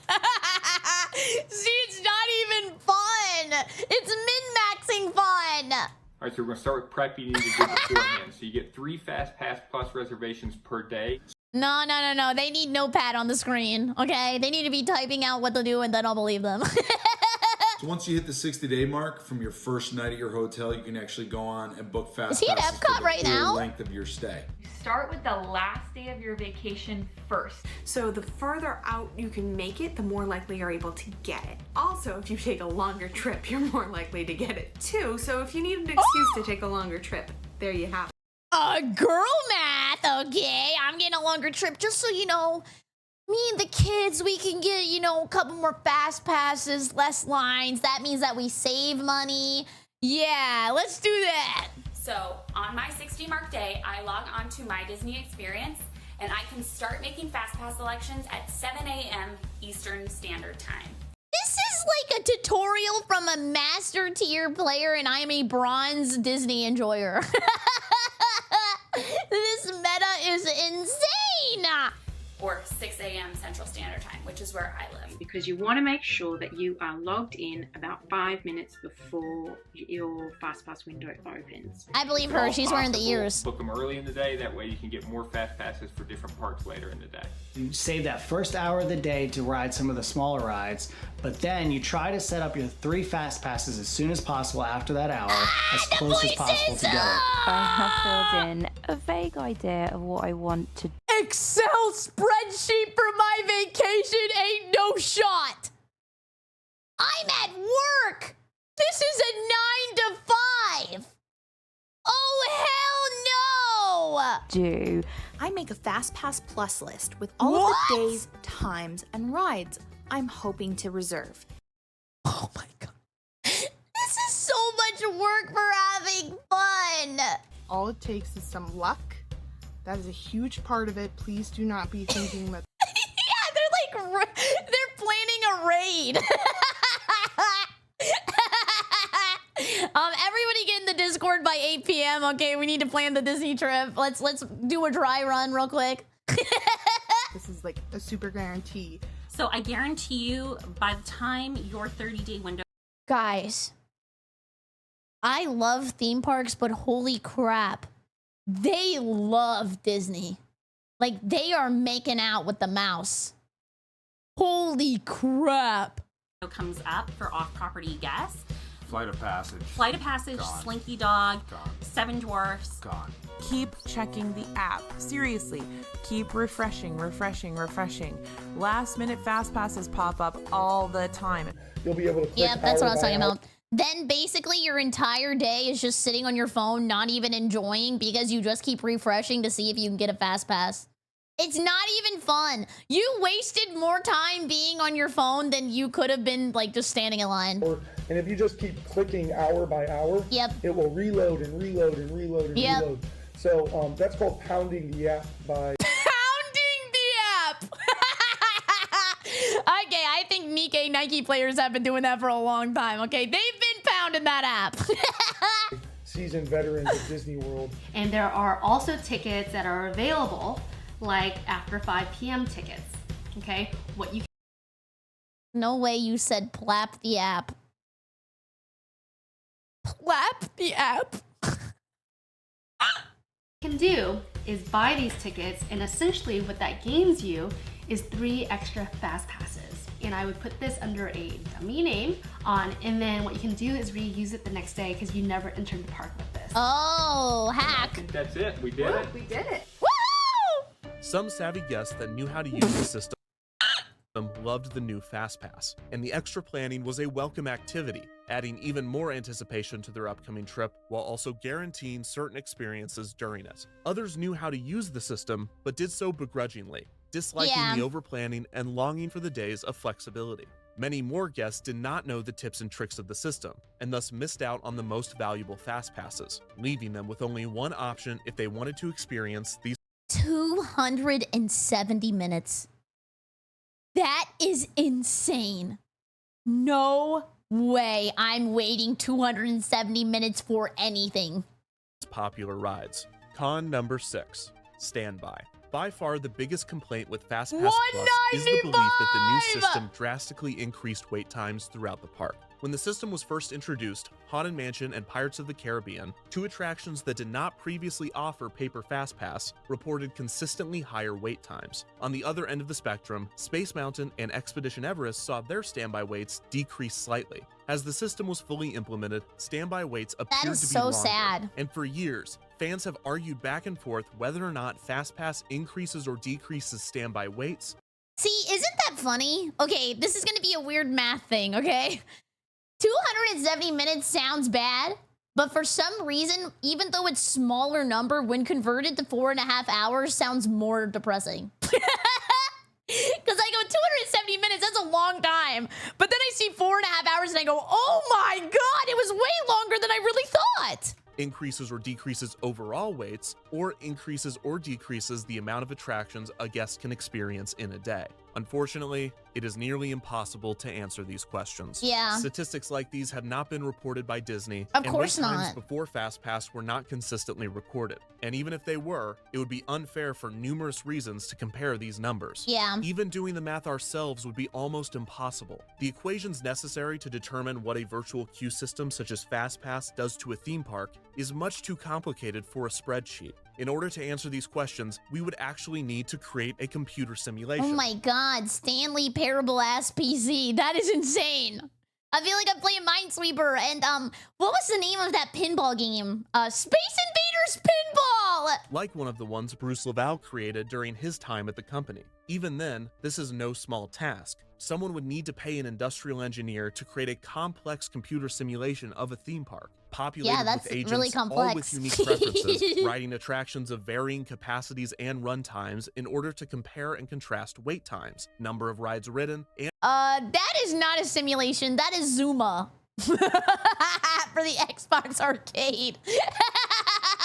and other factors with and without a virtual queue system, just to get to the bottom of this ridiculously niche curiosity. I paid an industrial engineer to create a complex computer simulation of a theme park populated with agents, all with the unique preferences, riding attractions of varying capacities in order to compare and contrast wait times, number of rides, and other factors without a virtual queue system. He did this? No way. Wait, this is a lot of work.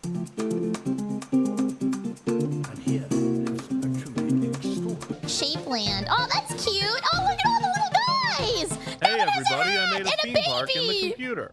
Welcome to Shapeland, where all the guests are dots and all the rides are shapes. Okay. Here's how it works. I decide how many people are going to visit the park each day. They I want to go. Type a smiley face in chat if you want to go. Let's all go together. Yay! then arrive based on an arrival schedule that is similar to that of a real theme park, with most of the guests arriving in the first few hours of the day and few guests arriving in the last few hours of the day.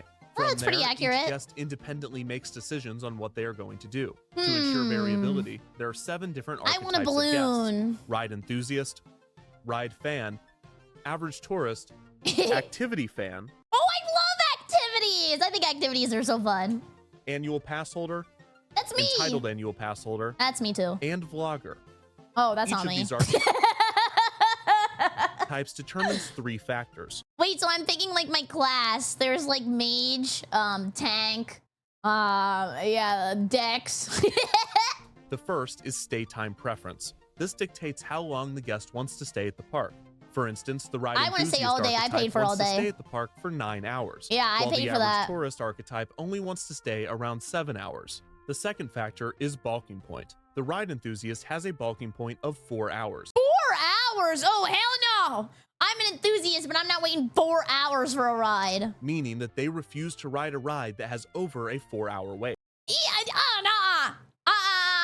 I really do believe maybe my point is probably 90 minutes. If I see 90 minutes, I'm really thinking about it. But the minute it hits like triple numbers, I'm done. 100, I'm out. I'm literally out. I'm done. On the other hand, the average tourist refuses to wait more than 2 hours for a ride. The annual pass holder won't wait more than 30 minutes, and the vlogger won't wait more than 15. Yeah, if I wait more than 15 minutes for a ride, my chat's gonna get mad. The third factor is attraction preference. This determines whether a guest wants to ride an attraction or do an activity such as eat at a restaurant or go gift shopping. Obviously, the ride enthusiast much prefers attractions, but the average tourist is more open to doing activities. After a guest enters the park, they will begin flipping coins and rolling dice, weighted based on their own preferences. Okay, it's For cute. instance, this guest's name is Bernadotte. Bernadotte is the average tourist. They are open to both attractions and activities. They will only wait around 2 hours for a ride, and they will stay for 7 hours. Once in the park, Bernadotte decides whether they want to do an attraction or an activity based on a weighted coin flip. Let's say they choose to do an attraction. They then decide which attraction to do. Bernadotte's decision is now based on a weighted die roll. Each attraction in the park has a different popularity ranking, and the more popular the attraction, the more likely it is that Bernadotte wants to ride it. Let's say Bernadotte decides to ride Shapeland's most popular attraction, the Triangle. Maybe it's like a ride with aliens in it. Since Shapeland is currently operating off the original FastPass system, Bernadotte first looks at the posted standby wait time. If the wait time is under 30 minutes, they join the standby line. 20 minutes is fair. Honestly, it never even feels like 20 minutes. It's always like just walk on. But then I guess they want to make people not get on the ride or something, or maybe they just assume it takes you 20 minutes to walk to the ride. Over 30 minutes, Bernadotte will check if the attraction has FastPass. If it doesn't, whether it be because the attraction doesn't offer it or because there are no more available for the day, Bernadotte will make sure that the current standby wait is less than their balking point.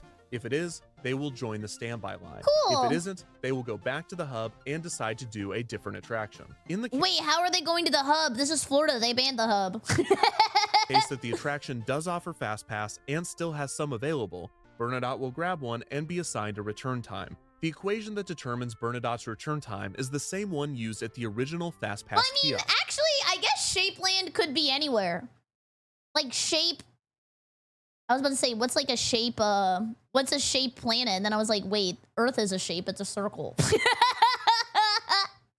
there a triangle planet? Oh, maybe he's on Triangle Planet. With their spot in the virtual queue secured, Bernadotte can now go back to the hub and repeat their logic over again, deciding whether to do an attraction or an activity, deciding which attraction or activity to do, but this time, Bernadotte ensures that they will still have time to make it back for their FastPass. Bernadotte's stay time preference is 7 hours, so after they have been at the park for 7 hours, they will choose to leave and their day at Shapeland will be finished. This same logical and preference-based progression is repeated for every single guest in the park over the course of the operating day. At the end of each run, the simulation gives me a plethora of data to comb through. Almost everything in my simulation is dynamic. I can change the number of attractions, capacity, runtime, popularity, and whether each individual attraction has FastPass or not. I can change the behavior archetypes, the park's arrival schedule, and even how many guests are able to utilize the FastPass system. The simulation is by no means perfect, and there are many factors that it does not take into account, such as these. Oh my god, here we go again. This okay.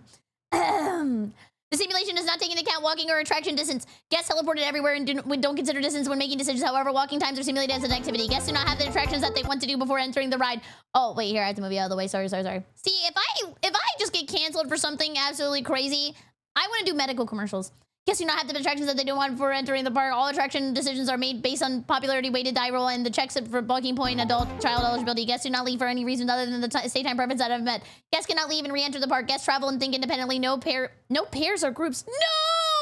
Everybody in Shapeland is lonely and bitchless.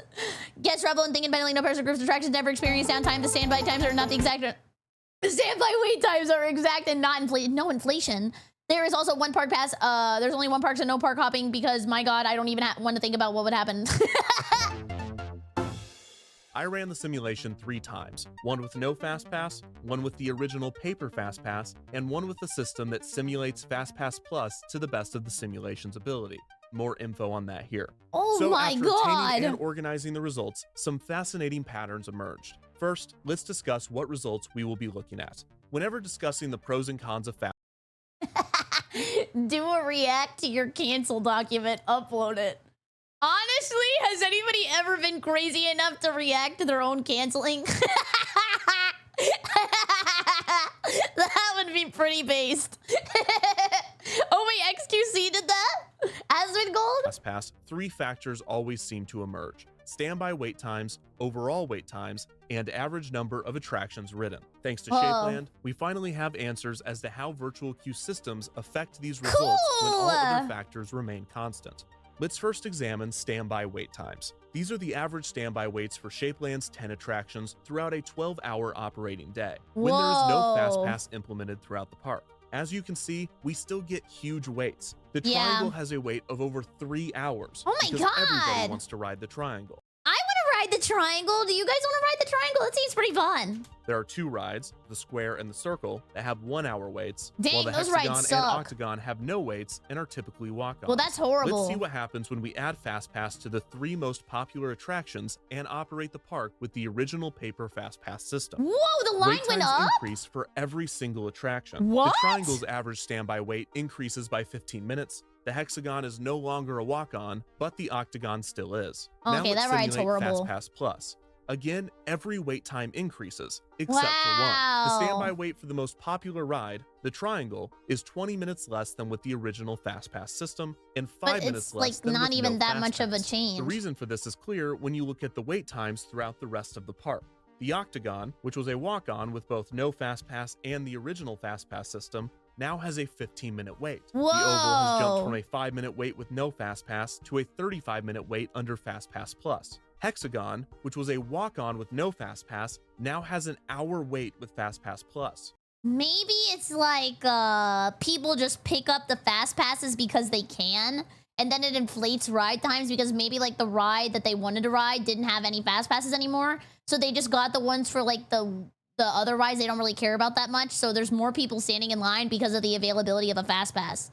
I don't know. That's my guess. This pattern can be seen throughout the park when FastPass Plus is added. It is safe to say that overall, both FastPass and especially FastPass Plus increases standby wait times throughout a park.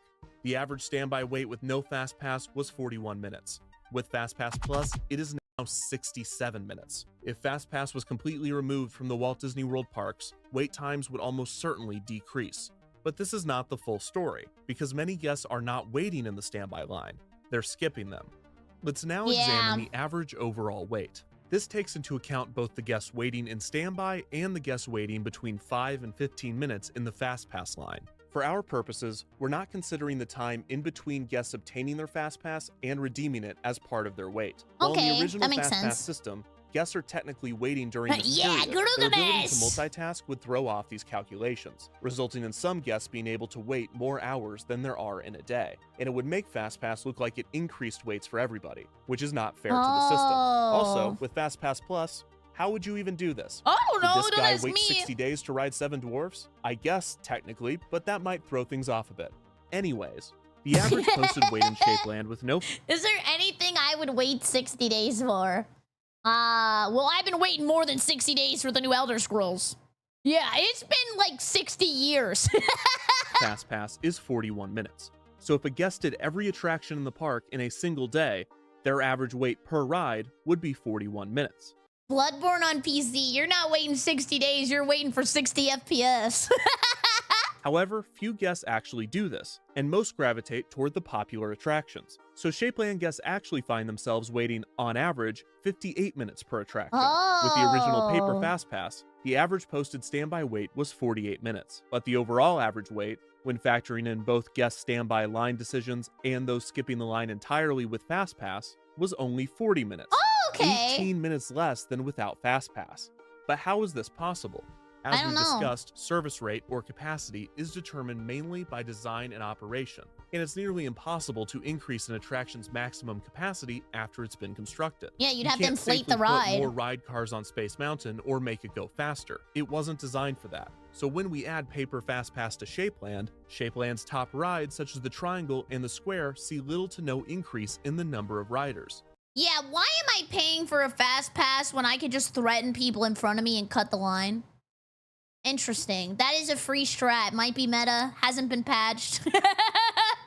Might suffer jail time, but it's not that big of a deal. Because they are already serving the maximum number of guests. However, other rides at Shapeland are not operating at maximum capacity. The reason for the increase in the average amount of rides ridden goes back to what Bruce Laval claimed about FastPass backfilling less attended attractions. And it brings up a new concept within queuing. We know about how capacity and arrival rate can affect a wait time in different ways. Yeah. But what we have not discussed is the concept of a negative wait time. Negative wait time? Wait, I need negative wait time.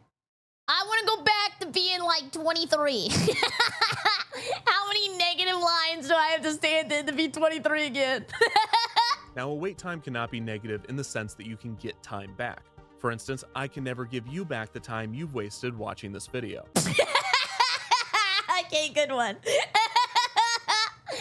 not wasted. This is a good video. What I mean by a negative wait time is that when an attraction is not filling its capacity, it is losing capacity. Oh, I used to have this YouTube channel that I posted videos on. Actually, his comment reminded me of this. And I had a Club Penguin video that was called Club Penguin Love Story, where it was me role-playing as 2 penguins in love. And I remember the comments were so crazy.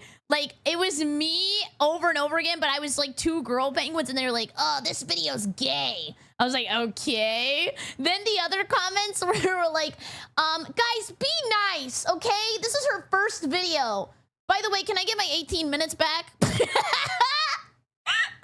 I still remember that. It scarred me. Look at it this way. Let's say a ride has a capacity of 1,000 guests per hour, but only 500 people per hour ride it. It could be considered that this attraction has a wait time of negative 30 minutes, meaning that 30 minutes worth of people, in this case 500, could show up throughout the hour and the attraction's wait would still be 0 minutes, because these additional guests are merely filling empty seats on the ride. Yeah, it's walk-on. You might recall that this was one of the problems with the original reservation system pitch from the mid-90s. If a guest missed their reservation, they left an empty seat, and thus the attraction lost capacity.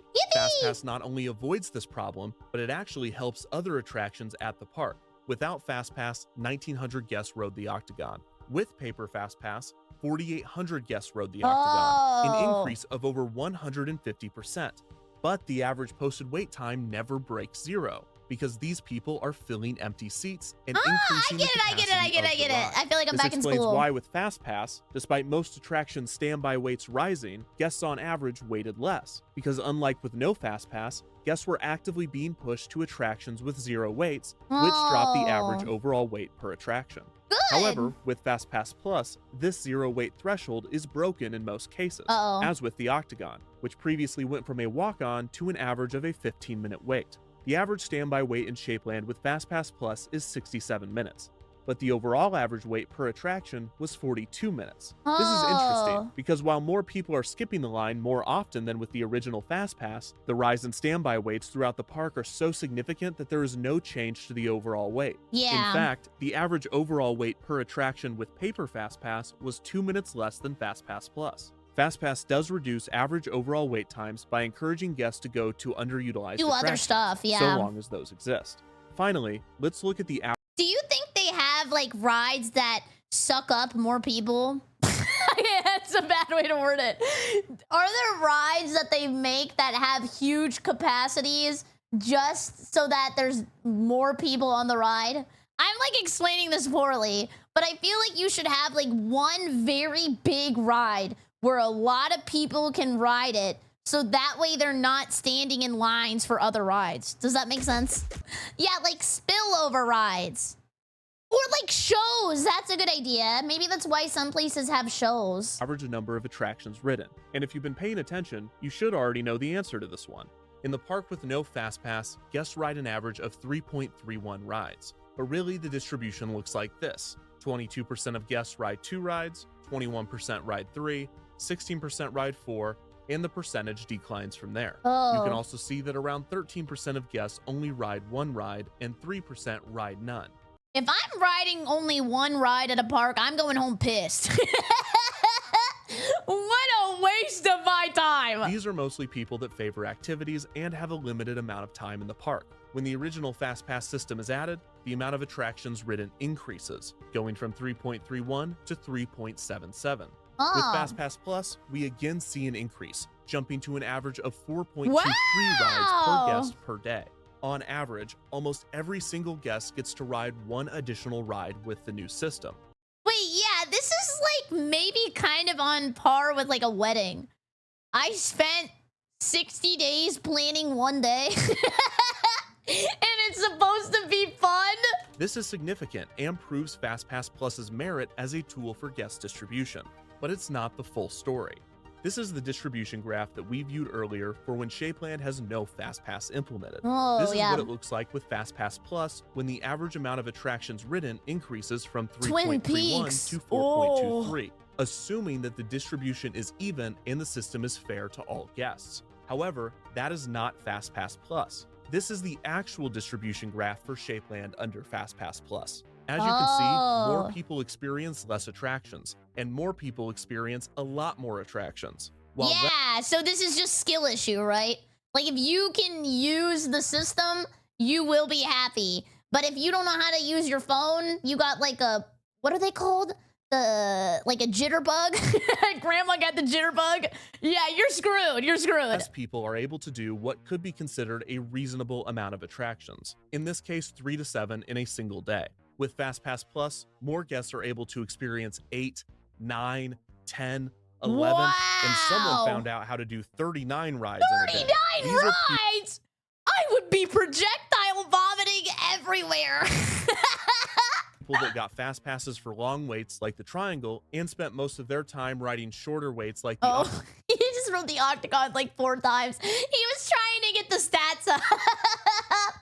Yeah, the guy who rode 39 rides rode the Octagon 38 times and then FastPass the Triangle once. Octagon over and over again.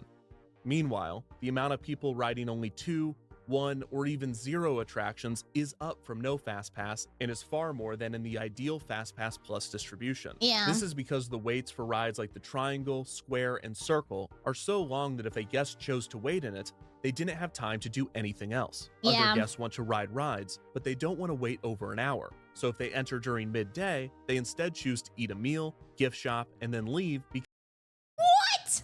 I paid to go into a park and I just paid to spend more money because the lines were too long? Oh, hell no! Oh, hell no! What do you mean I came to eat a meal, gift shop, and leave? because the waits are so high throughout the park. So yes, I'd be FastPass pissed. and FastPass Plus increases the average amount of attractions ridden per guest per day. It's a system that pushes people to go fill empty seats around the park. And as a guest distribution tool, FastPass and FastPass Plus works. But in practice, from a guest perspective, I love Slinky the Dog. system He's so benefits cute. those that use the system and know how to use it well, while those that don't use it or don't know how to use it well have it much worse than they did before. So at this point, your mid to late 2010s trip to Walt Disney World might have some additional context. Perhaps you even know where you land on this distribution graph, and I can probably predict your opinion on the entire subject based on that. Okay, I mean, I think that I would like the FastPass system if I could utilize it, right? So, like, basically, people who are online savvy get, like, a plus 10 buff. So it's great for them. They can ride the rides like 39 times, but at the same time, it feels like you're kind of taking advantage of people who don't know any better. If you were here, booking 60 days in advance and then riding 8 or more attractions per day, I imagine that you enjoyed FastPass Plus. Yeah. If you were here, not using the system, facing astronomical standby wait times, and thus only experiencing You'd be between pissed. 0 and 2 attractions per day, you probably didn't like FastPass Plus. Now, these two sides might have some opinions on the other. If you didn't use the system to its full effect, Yeah, the people who ride the ride 29 times are just gonna tell you skill issue. And then the people who didn't get to ride the ride are just crying and they can't argue their point. you might have been waiting in long standby lines, watching hordes of guests in the Oh my god, did you see that? Look at this. system to its full effect. You might have been waiting in long Look at the dirty look this woman gives him for being in the FastPass line. Watch. standby lines, watching hordes of guests in the fast She was pissed.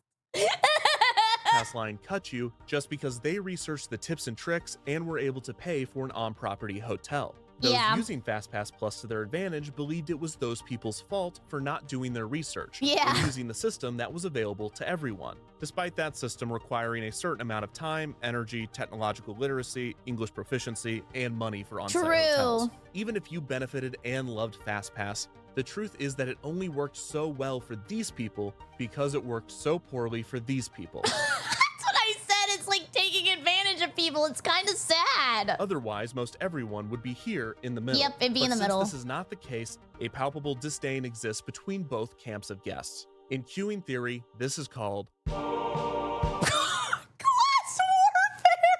warfare. Oh no. Oh my god, they're gonna start bringing the pitchforks. Someone's gonna have, what's that gun with the big stick in the front? Someone's gonna bring that to the park. And then they're gonna have to like go through the within the Disney parks, there has become a class system, just like in the real world. Except for this one is silly, mostly inconsequential, and you aren't forced to live in it like a nightmare you can't wake up from. But it's still sad because this was the system they were trying to avoid from the very beginning. And now look at what it's become. The class system at the Disney parks, for a long time, wasn't based on money. After the discontinuing of the A through E ticket systems, all guests had equal access as long as they could pay for Okay, I'm gonna be honest. I think I was like kind of looking into that kids, but that looked a little sensual. for the price of admission. As we discussed earlier, the in-park currency is time, and any advantage came from knowledge. Those that read the guidebooks, knew the parks, Guidebooks?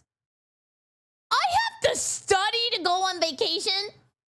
Oh my god! and planned their trips had a leg up on other guests. But apart from paying for a tour, guests knew to rush for Space Mountain in the morning, go into the left lane when available, experience the rides with the longest waits during a parade or fireworks, and so on and so on.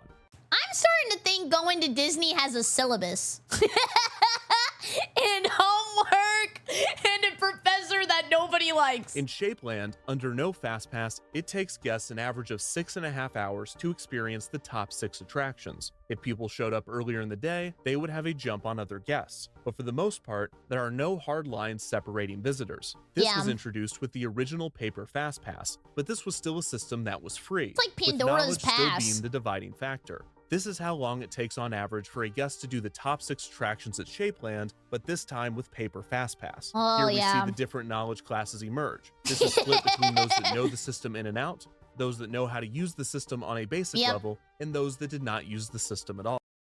This is people who leveled intelligence and then people who didn't, I guess.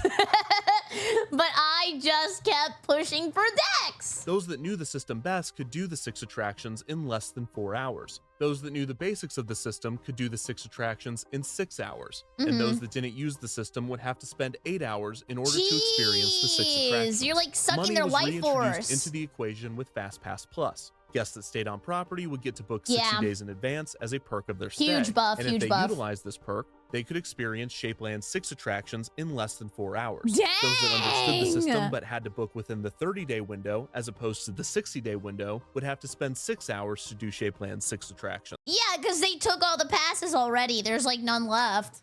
And those that did not use FastPass Plus at all would have to spend 10 hours on average to do these attractions.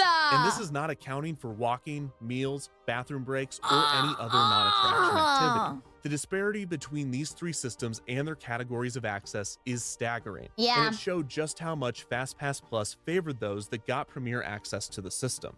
But you might be thinking, this doesn't mean anything. Shapeland isn't a real park. These are just fake numbers you made up.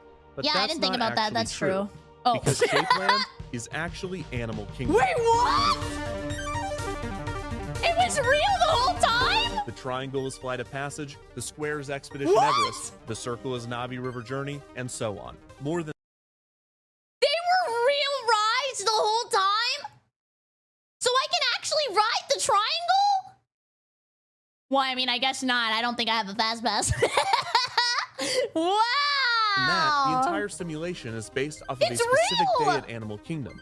Saturday, March 23rd, 2019. What? A day with medium-high crowds. We adjusted the dynamic factors of the system to replicate this day as closely as possible. Oh my god, so the ride nobody's riding is Triceratops Spin? Everybody hates that ride. And then simply turned off FastPass and examined the differences. So all of these results, including this graph, is based off of Animal Kingdom, with the top 6 attractions being I feel like Flight of I'm in the Passage, Matrix, Kilimanjaro Safaris, Expedition Everest, Navi River Journey, Dinosaur, and Cali River Rapids. For good measure, we also simulated Magic Kingdom and observed the same results. Really? And while the park's more diverse set of attractions helped to mitigate the effects of the system in some areas, all of the basic patterns we observed were the same as with Animal Kingdom. Wait, so why doesn't Disney do this? Or they probably do, huh? So this disparity is real Wow. and has created rigid categories Class of warfare. preference among park guests. While the system does not treat everyone the same, it should be noted that not all of Walt Disney World's guests are the same. For instance, you have families that save up for a once-in-a-lifetime trip I'm to the resort. speechless. You have That was regular crazy. vacationers that come every year or two, and then you have annual pass holders that might go multiple times a month. Many argue, with good reason, that a system that gives preference to these once-in-a-lifetime vacationers is necessary, and a system with a distribution like this might seem like the solution. See, but I always think about that too, right? Like, maybe for people who only go once a year, they want like the bestest experience in the entire world because they only go one time, or maybe once every 10 years. But then you have like annual pass holder Andes who are just taking every single fast pass and being like a Dark Souls boss to the average consumer. While a distribution graph like this might seem like it's treating everyone almost too equally. However, this conclusion ignores many factors we've learned about queuing, such as capacity and demand. Let's use an analogy. So there's a company that makes shoes, and you have 2 potential customers. Customer 1 really wants the shoes. Customer 2 does not feel strongly about the shoes. I don't really care. If the shoe company offered the shoes for $30, customer 1 would buy them because they really want the shoes. Yeah. And since $30 is a great deal for a pair of shoes, customer 2 would buy them as well. Yeah! However, if the shoes cost $100, customer 1 would still buy them. because they really want the shoes. But since customer 2 doesn't feel strongly about them, they would pass on the offer. Now let's say the shoe store offered customer 2 the shoes for $30, while offering customer 1 the shoes for $200. Oh my god, that's so awful, but it probably would work. Customer 2 would take their offer, despite not caring for the shoes, and customer 1 would also take their offer, because they really want the shoes. Rather than simply using supply and demand to find a fixed price to maximize profits, many companies will find ways to maximize profits via price discrimination, especially when there is an excess of supply. That's why you always go for the student pass. What I do? As it applies to queuing, we're not trying to maximize wait times, we're trying to minimize them. While it sounds like a good idea to give preference to once-in-a-lifetime vacationers, while those that visit frequently are favored less, it is extremely difficult, if not impossible, to enforce this. You can't make everybody happy. FastPass Plus was set up, it often produced the exact opposite results. Instead of priority access going to once-in-a-lifetime vacationers, with secondary access going to those making semi-regular trips, and with remaining or no access given to those making regular visits, the actual categories often looked like this. With semi-regular visitors that understood the system booking 60 days in advance, regular visitors and annual pass holders without reservations booking within the 30-day window, and once-in-a-lifetime vacationers often finding themselves out of luck, not realizing that they needed a bachelor's degree from My Magic Plus University with a major in FastPass Plus. It's true! It's insane how much knowledge can get you. And it's just because they've been around these parts many, many times, brother. Holy crap, level 100 Disney Mafia boss versus level 1 scrub. So dynamic system, great in theory, not so much in practice. And while this distribution might not look good at first glance, it often produces better results. Because while there is no system in place separating guests, guests are still self-separating. The person that comes once in a lifetime gets to ride the top 6 rides in a little over 6 hours, while the annual pass holder or semi-regular visitor likely will choose to not ride the top 6 rides in a single day because they go so often. The guest that comes once a month will probably wait, what? Sorry. not ride Kilimanjaro safaris if it has a 90-minute wait, but they would if it had a 15-minute wait. And because they come so often, they know the system, which means they can get a 15-minute wait. In this family who comes once every 3 years... Guys, sometimes brain rot ruins your life. Like, I wish some of these words never got transformed into Gooner words. Because, like, the word come is, like, a verb that everybody uses. But when it gets spammed like this, it's, like, impossible to take it seriously.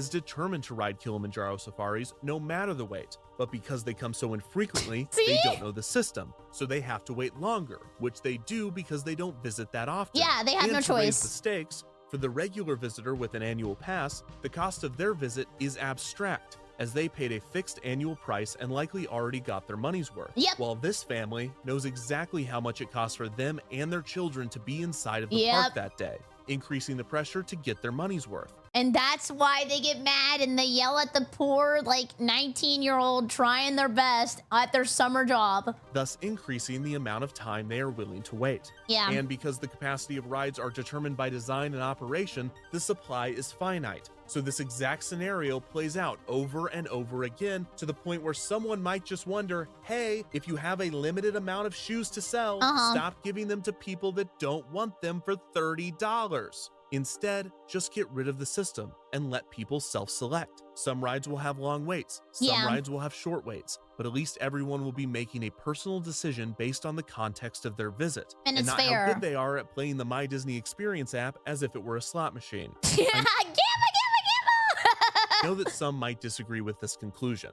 There you are. And I understand there's a level of subjectivity Dang, he called out the people who just like getting on the ride fast. to this. Your experiences are not incorrect. FastPass Plus allowed guests that were not frequent visitors to have incredible vacations. Well, now that the FastPass system is gone, what am I supposed to do with my PhD in Disney? But based on the evidence both in the simulation and in real life, the truth is that, in practice, FastPass Plus was not a more fair system than no system, and it often was the opposite. Do you think the people who invented the original FastPass system that we saw in the beginning and said they didn't want it to be a class warfare would be really sad if they saw this? I always think about people who were like the revolutionaries or like the starters of a system that was supposed to be fair. See what it becomes. Perhaps the best compromise between FastPass Plus and a no FastPass park is, unsurprisingly, the original paper FastPass system in its initial limited capacity. This retains the guest distribution benefits of the system, while also maintaining the natural self-selection process that guests go through when making decisions. Most importantly, while knowledge remains a dividing factor among guests, the original FastPass system reset every single day. With FastPass Plus, when guests arrived at the resort, it was too late to educate them on the system. FastPasses for the most popular rides have already been gone for months. They're gone! With paper FastPass, guests might find themselves unaware of the system on day 1 of their vacation, but they could quickly learn it and be utilizing it by day 2. True! This is why Disneyland's MaxPass system was more favorable to many guests. It was essentially the original FastPass system, except for digital rather than physical. The only caveat being that it cost money to utilize, which was its most divisive aspect. And then I guess you would also have to have a phone. Like there's some people who probably weren't like technologically adept back then. So that's also like another struggle point for people. But at least $10 is way cheaper than having to go to college for 4 years to fill out a form. The original paper FastPass was an idea that was birthed from within operations, while FastPass Plus, by all indications, was a system birthed from marketing. Its intention was not to make operations more smooth within the park. Its purpose was to be a key part of a larger guest experience initiative. So it should not be shocking to suggest, based on all of the evidence that we have viewed, that guests and operations would fare better without FastPass Plus. But what am I talking about? They spent $1 billion on this. They're not getting rid of anything. So... They can't! It's like sunken cost fallacy, right? They already spent $1 billion.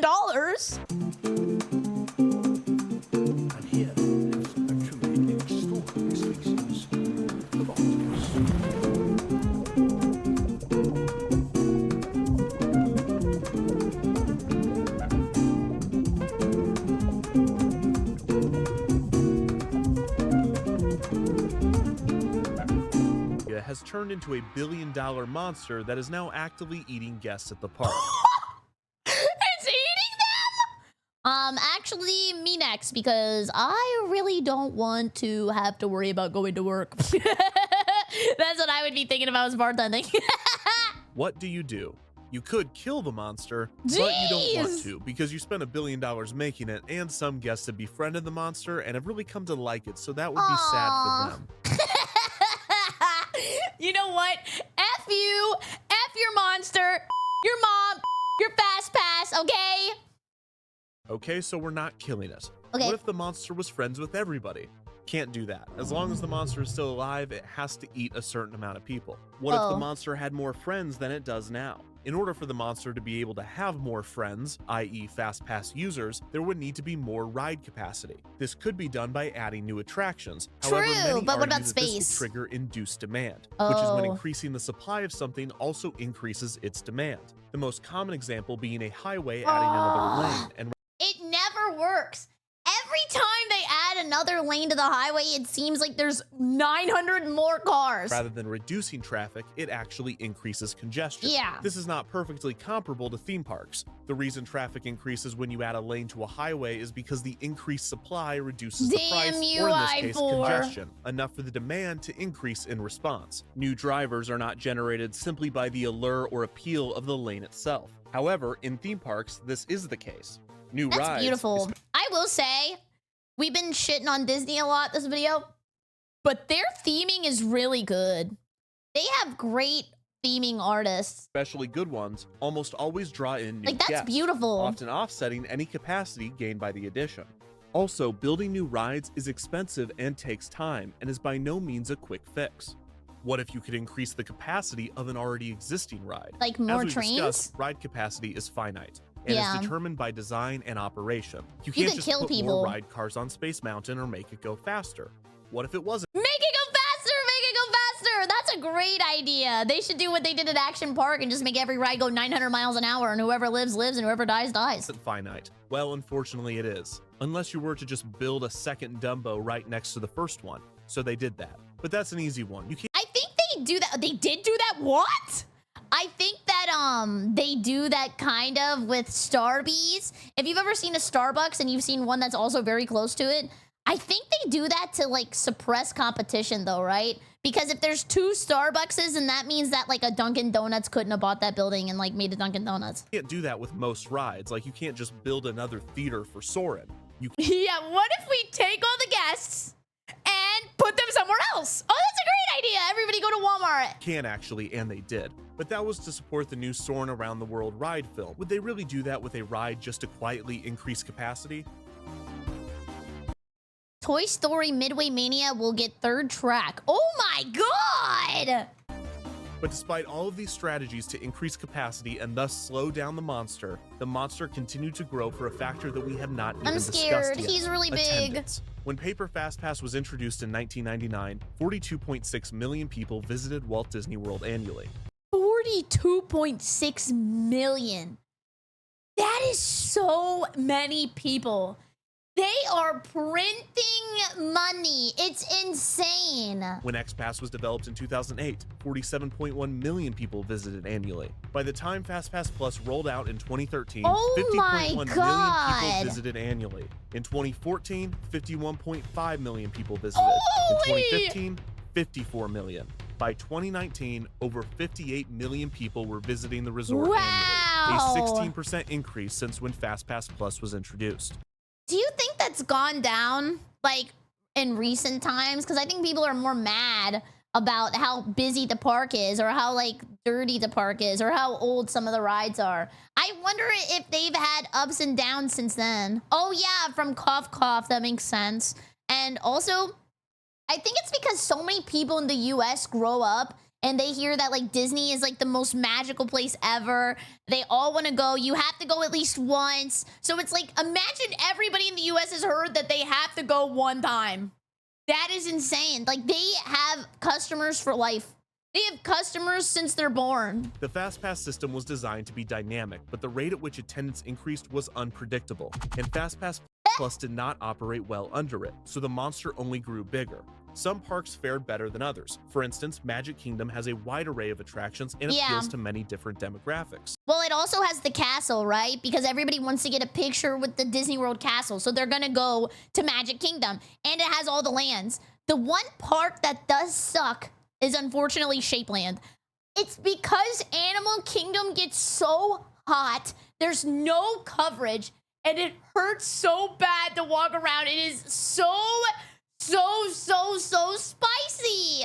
When attendance increases, not all of those additional visitors want to go to one specific ride. If the park has an annual increase of 100,000 visitors, not all 100,000 visitors want to ride Space Mountain. Yeah. Compare this to a park like Animal Kingdom, that in 2017 added Pandora, the World of Avatar, a heavily promoted and well-received addition to a park that doesn't have that many attractions to offer. I've never gone to ride this ride. In 2017, Animal Kingdom saw an increase of 1.7 million guests. Wow! From 2017 to 2018, it saw an increase of an additional 1.2 million guests. That's a lot. Because this was sparked by a single land that only had 2 attractions, it is safe to assume that the majority of these visitors not only wanted to ride Flight of Passage, but that they were determined to. Not only were they determined to, but it was the only reason they chose to visit Animal Kingdom in the first place. And like the marketing was huge, right? Because I remember when this ride came out, everybody was saying, so basically it's like an Avatar ride, chat, like not like, you know, the guy with like the arrow, but like the blue people. And it's a motorcycle-ish kind of ride where you ride like a Banshee, I think that's what it's called. But when you're riding it, it even like breathes and stuff. It feels like it's real. This is known as inelastic demand, when the wait time of a ride has little to no effect on the amount of people that want to ride it. This was the I've always wanted to ride it. I haven't. As it seemed that no wait time would turn guests away. Yeah, as a result, that's why they're wait times there. Increased to 1 hour, 2 hours, 3 hours, 4 hours, 5 hours. That's what and I'm one saying. day there was a posted 6-hour and 40-minute wait for the 4.5-minute attraction. What happens if you have to go to the bathroom? You just poop. You just poop your pants. I need a Disney diaper to stand in line for this. So with attendance increasing and with additional capacity on its way, guests were starting to notice the issues. In response, departments throughout Walt Disney World argued that they should be given additional fast passes. Guest services wanted more fast passes for compensation purposes, while the resorts argued that they needed more fast passes at the 60-day mark so that hotel guests could receive their perks. In 2018, club-level guests at select resorts were allowed— Wait, a club-level guest? Am I, like, doing drugs at Disney? Are we just, like, bumping access to a new tier of FastPass Plus, allowing them to book 6 fast passes in advance, 3 at the 90-day mark, and 3 more at the 60-day mark for an upcharge of $50 per person per day. More money? Can Disney do nothing nice just to be nice? The more fast passes that were handed out, the more the monster grew and grew and grew. $50 a day. Yeah, Universal Orlando debuted a new ride at their Islands of Adventure theme park, the Wizarding World. This ride is awesome. This is one of the greatest rides of all time. I know I'm a Universal adult, but damn, this ride is great. You basically ride a little motorcycle around. It's great. It's awesome. Of Harry Potter's Hagrid's Magical I don't Creatures even like Harry Potter. Motorbike Adventure TM. The new ride was heavily anticipated and drew large crowds. It's There was good. only one issue. It did not work. At least not. That is true. The bad thing about this ride is it breaks a lot, but it's because it's very complicated. It has like multi-track drifting and stuff. Consistently. This led to frequent downtimes throughout the first few weeks of operation, and when paired with the massive demand, waits climbed to up to 10 hours. Jeez, 10 hours is insane! This is a World of Warcraft queue! This is nuts! Why is this relevant? Because also in the summer of 2019, Disney was opening its heavily anticipated Star Wars Galaxy's Edge. Oh, After reports yeah. that crowds for the new land were far less than expected, the chairman of Disney Parks He's like staring into my soul. experiences and products, Bob Chapek took a jab at Universal, saying, quote, "The deep secret is that we don't intend to have lines. Oh, dang, the girls are fighting. The girlies are fighting. If you build in enough capacity, the rides don't go down and it operates at 99% efficiency, you shouldn't have 10-hour lines." No way he's coming for Universal. There is a lot of drama. So 10-hour lines are not a sign of success. It should be seen as a sign of, frankly, failure. To be fair, I will say, Epic Universe is having a lot of issues. Like, they don't even have everybody being able to come into the park right now. It's the new Universal Park. Because everything just keeps going down. Like, there are people who go to the new Universal Park and they can't ride a single ride because they all break. Coincidentally, Disney was about to debut another ride for Galaxy's Edge, Star Wars Rise of the Resistance. Oh, this the ride's land's good. signature attraction, which, like Hagrid's, did not work consistently. Karma. He deserves that, I'm gonna be honest. And the ride was primed for the FastPass monster to swallow guests, resulting in huge wait times. That's what I was Under asking. pressure to open the ride anyways, Disney took extreme measures to ensure that wait times remained Oh, I under love him. He's control such a cute little in order guy. to keep guests comfortable and satisfied, and not at all because the chairman of the parks publicly deemed a 10-hour line a failure in the press months earlier. When Rise of the Resistance opened at Walt Disney World in December of 2019, it utilized a new virtual queue system that completely eliminated the standby line in favor of assigning guest boarding groups that would be called throughout the day. The idea Oh. reportedly came from, They do of this all now, I places, think. the DMV. Guys, come on. Ain't no way you're so desperate you're trying to make people happy by going to the DMV. No shot. That was your best example, the place where people are the most pissed off. That had implemented a customer service system in which guests calling the helpline were given a call back rather than being put on hold. So that's where we are, everybody. The virtual queue nearly eliminated lines for Rise of the Resistance, but it left many guests frustrated when boarding groups ran out almost immediately in the morning, with the app informing guests that the ride was booked for the rest of the day before the sun had even come up. But hey, there That's were no what happened at the 10-hour lines, Galaxy's so it did Edge its or job. whatever. Speaking of new systems, also in 2019, at the D23 Expo in Anaheim, They have an expo? I didn't know that. And look, they got the big man himself there. Bob Chapek announced, "Whatever this is." Oh. It's called Disney Genie. Oh, I've only ever heard complaints shit. It will put customized itineraries geared towards your interest at your fingertips, cutting down on the need to plan and research. So with the old system raging on, a new one just beginning, and a Yeah, future now one there's in Godzilla. development, Good the job. beast was growing faster than ever. Every attempt to fix the problem was at best a stall, but most often, the attempts only made the monster's damage worse. The amount of guests that the system benefited declined, while those that did benefit were more loyal to it than ever, because it was more necessary than ever to have a good time at the parks. What is up with this crazy class system? It's like Disney, what is it, bourgeoisie. The more fast And the passes that were peasants added on to the system, ground. the more the monster grew. The more people that came to the parks, the more the monster grew. The monster grew and grew until Walt Disney World had finally Exploded. succumbed to the beast.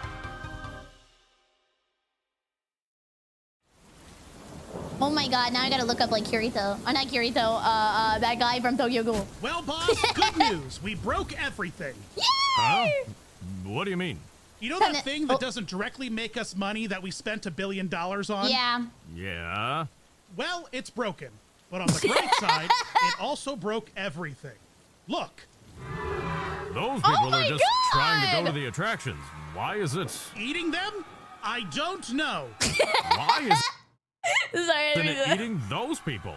Because they're poor. Those people are friends with it. Oh, never mind. Oh, yeah. They're the rich people. We don't eat the rich people. We're gonna eat the poor people on the ground. Oh my gosh, how is this good news? Everything is broken. Yeah, but how is that good? Come on, boss, don't you see? Everything is broken, which means we can charge people money to bypass the mess we created. Boom! Huh? Right now, most of the people that have befriended the monster are buying rooms at our hotels, and as a perk, the monster won't eat them as much. Dang, because they get the hotel fast pass, which is like OP. Dang, so they basically are making it so the people who spend the most money are the most happy. And because they like to spend money, they're gonna keep doing it. But our research shows that getting rid of this is a gotcha won't really game. hurt our hotel business all that much. So instead, let's just start charging people to be friends with the monster. Look at this graph. This kind of advantage Look at this shouldn't graph. be a hotel perk. It should be an additional charge. Dotson, you're a genius. Boss, that's not even the best part. Look at all these people. They're where the real money is. We're going to charge people to have a worse day? Yes! Genius! No, of course not. But we're gonna make money from them. See, it takes these people 10 hours to do 6 rides. That's not even accounting for walking, That's insane. bathroom breaks, or meals. The park is only open for 12 hours. There's no way they're gonna do those 6 rides in a single day, which means they'll have to come another day, which means they'll have to buy more tickets. Exactly. Either they buy into the system to do everything they want to do in one day, or they have to do multiple days, which means more money for us. Yeah, and then I think they charge you to even park hop. Like, there's like park hopper tickets where you're allowed to go from like maybe Magic Kingdom to Animal Kingdom, but if you just have the standard ticket, you can't even go in between. So when you go to Disney, you have to buy like 5 days worth of tickets. It's insane. This really is genius. And all it took was $1 billion and a lot of mistakes. Yeah. Well, Dotson, in life, you win some, you lose some. And sometimes you manage to do both at the same time. There's just one problem. The Friends of the Monster are not going to be happy with us when we charge for this. Oh, you're right. That would be a PR The voice nightmare. acting's good. It would take some sort of global cataclysmic event that would shut down our business long enough for us to make drastic changes to our operating procedure, while also giving us a shield from criticism of those changes. Okay. Oh, did you not hear? Breaking justice.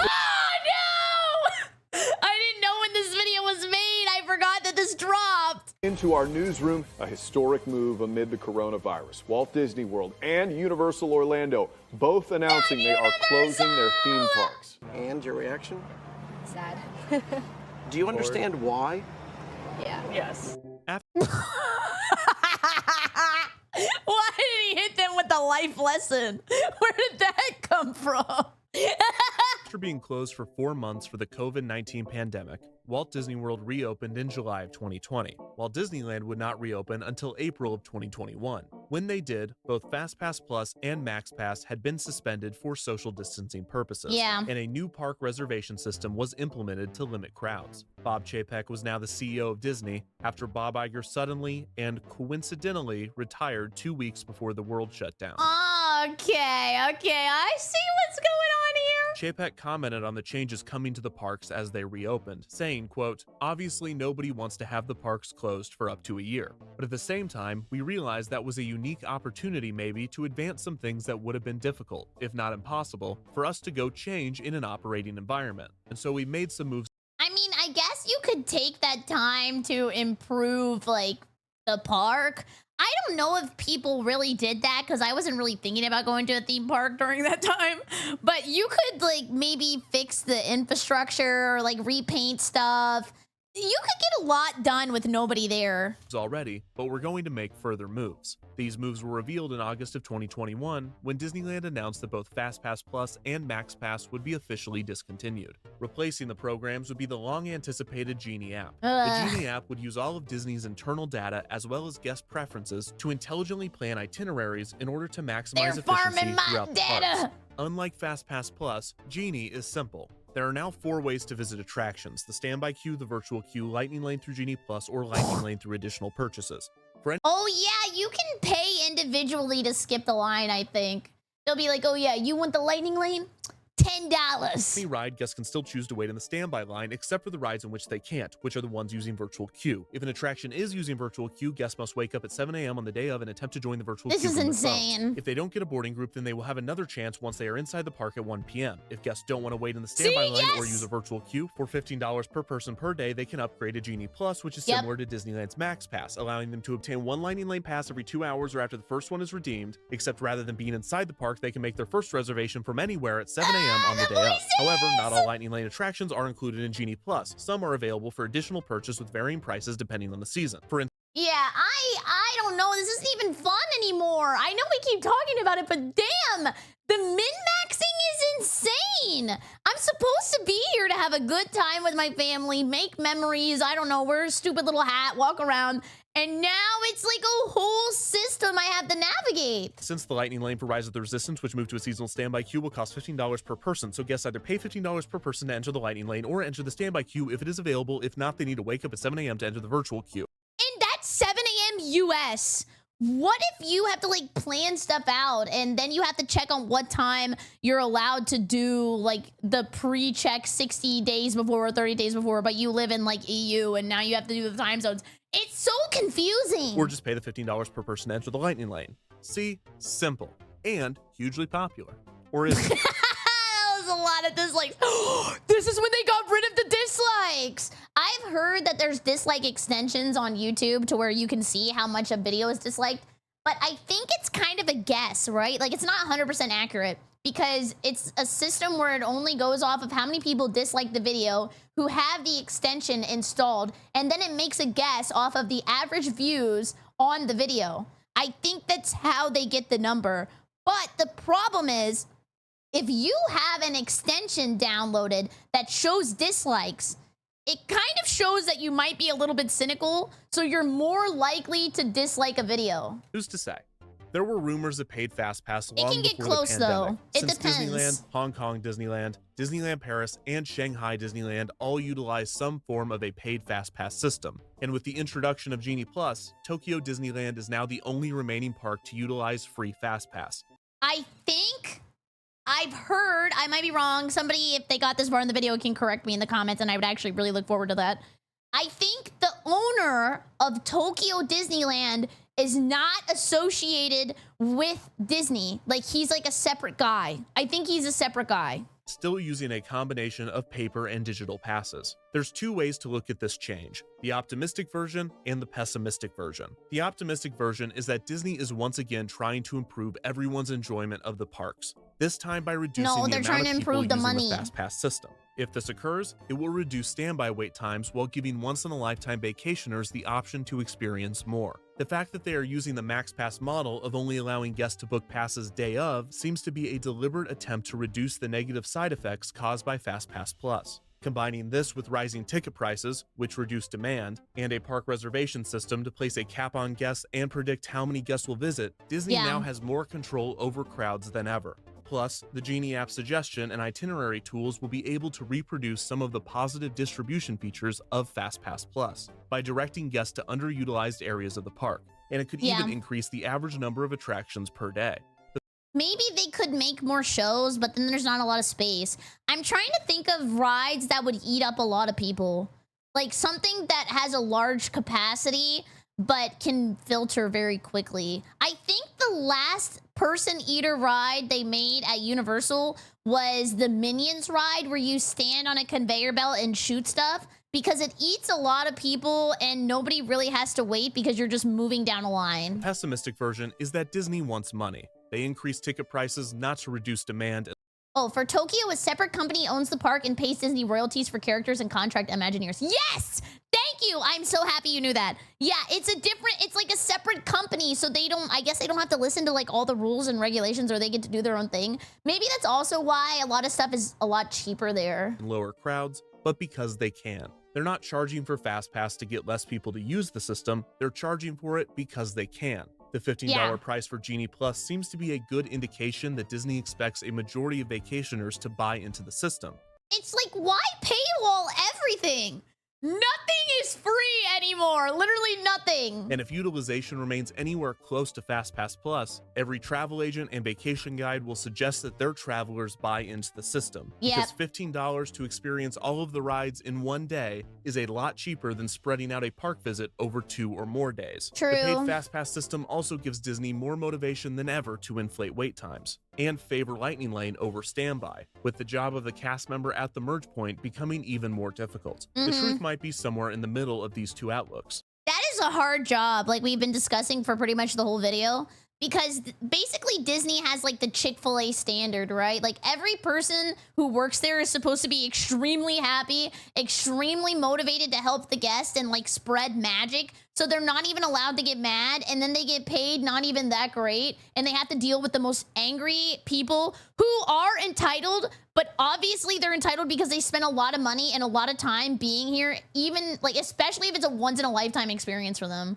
So they have one of the hardest jobs. And another place that I think has to deal with this a lot is probably airport people. I would never want to work at an airport. I feel like it's the same kind of like, everybody's getting mad at you, but you can't really get mad back, and you just kind of have to try your best. Disney understands they need to reduce usage of FastPass Plus, and rather than getting rid of it, they choose the option that also makes them money. So far, the amount of passes offered seems somewhat limited, with Lightning Lane on popular attractions running out quickly in the morning. But who knows if this will remain the case? As with FastPass and FastPass Plus, the true effects of the new system likely will not be seen for quite some time. So the FastPass beast has finally been killed. Or maybe it's just been put inside a cage, behind stronger paywalls. Maybe it will get out one day, or maybe it will remain under control. But what a monster it has become. Tase him, tase him! We've truly come full circle. Sorry, we watch a lot of body cams. In 1971, Magic Kingdom opened with a ticket book system in which guests had to pay to ride each ride. And exactly 50 years later, in 2021, guests are once again paying to ride rides, or at least skip the line. Despite a similar destination, the path that queuing at the Disney parks has taken over the past 5 decades was anything but predictable. And this long, winding narrative shines a light on an oft-overlooked aspect of the theme park industry. We have examined ad nauseum the ways in which Imagineers and theme park designers create immersive worlds that transport guests out of their reality and into a new one. That's what I was saying earlier. I feel like they're very good at making it an immersive experience. The people who help them design like the sets and the areas at Disney are really good. They're good at making you feel like you're somewhere else. But the story of FastPass is one of the rare tales that belongs a lot of art. Not to the Imagineers, but to operations. If the Imagineers' job is to design and construct environments that entertain and immerse guests, it is the job of operations managers, cast members, and industrial engineers to operate and maintain these environments. And they have a lot of people coming in too. I think this also was probably a fact check for people who know more about Disney than I do. I think they like sell the most burgers ever in like the US or something at that one like out of space place at Tomorrowland. They sell like a lot of burgers there. And their job is more involved in a park's escapism than one might initially think. When operations find strategies and test systems that have the potential to take the guest experience to the next level, they are not merely increasing guest satisfaction, but they are supporting the environments and stories of the parks. They have to. I spent $900 to be here. There is no better example of this than FastPass. Long lines have always been a disruptive force in the Disney parks, detracting from the guest experience and often the design intentions of the park's theming. After all, the real world has lines. At the bank, at restaurants, at the DMV. Attempting to remove them, or at least giving guests the ability to avoid them, has the potential to create an experience better than reality. Yeah, imagine a DMV FastPass. That would go hard. Thus assisting in the escapism and immersion of the parks. However, with the evolution of FastPass, we also saw the opposite side of this coin. Instead of operations creating a reality better than ours, the disparities and inequalities of the real world were allowed to creep in. Whether guests were separated by knowledge specific to the park or their personal financial situation. See, like you guys are saying, it's called making an appointment. When I moved to Florida, I made an appointment to get my new license at the DMV, showed up on time, and I still waited almost an hour. I don't even know why. If I'm making an appointment, it should be at that time. Utilizing a system that allows for these disparities can take away from the intention, uniqueness, and beauty of the theme park experience. This is not to say that these strategies weren't worth experimenting with, and I'm sure that we'll see many more in the future. Yeah. As we know, queuing is always evolving, and no one knows for sure what the next step will be. But what does seem certain is that as long as there is something worth waiting for, there will probably be a wait for it. Yep. So I'll ask you again, how much do you know about lines? I feel like I know a lot, and I also know nothing.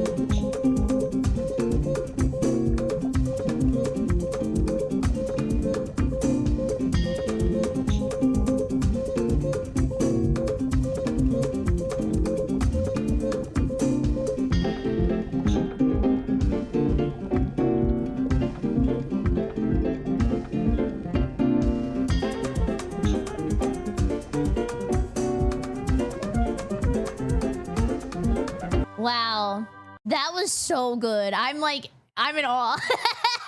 Anyways, I'm not sure how many people got this far in the video. If you did, type a smiley face in the comment section. But thank you so much for watching. I hope you have a great day. Come by the Twitch stream, twitch.tv/BerryCrepe, and join in on the madness. I would appreciate if you came by and code Berry 10% off Gamer Subs. Let's go. Ta-da! Bye-bye!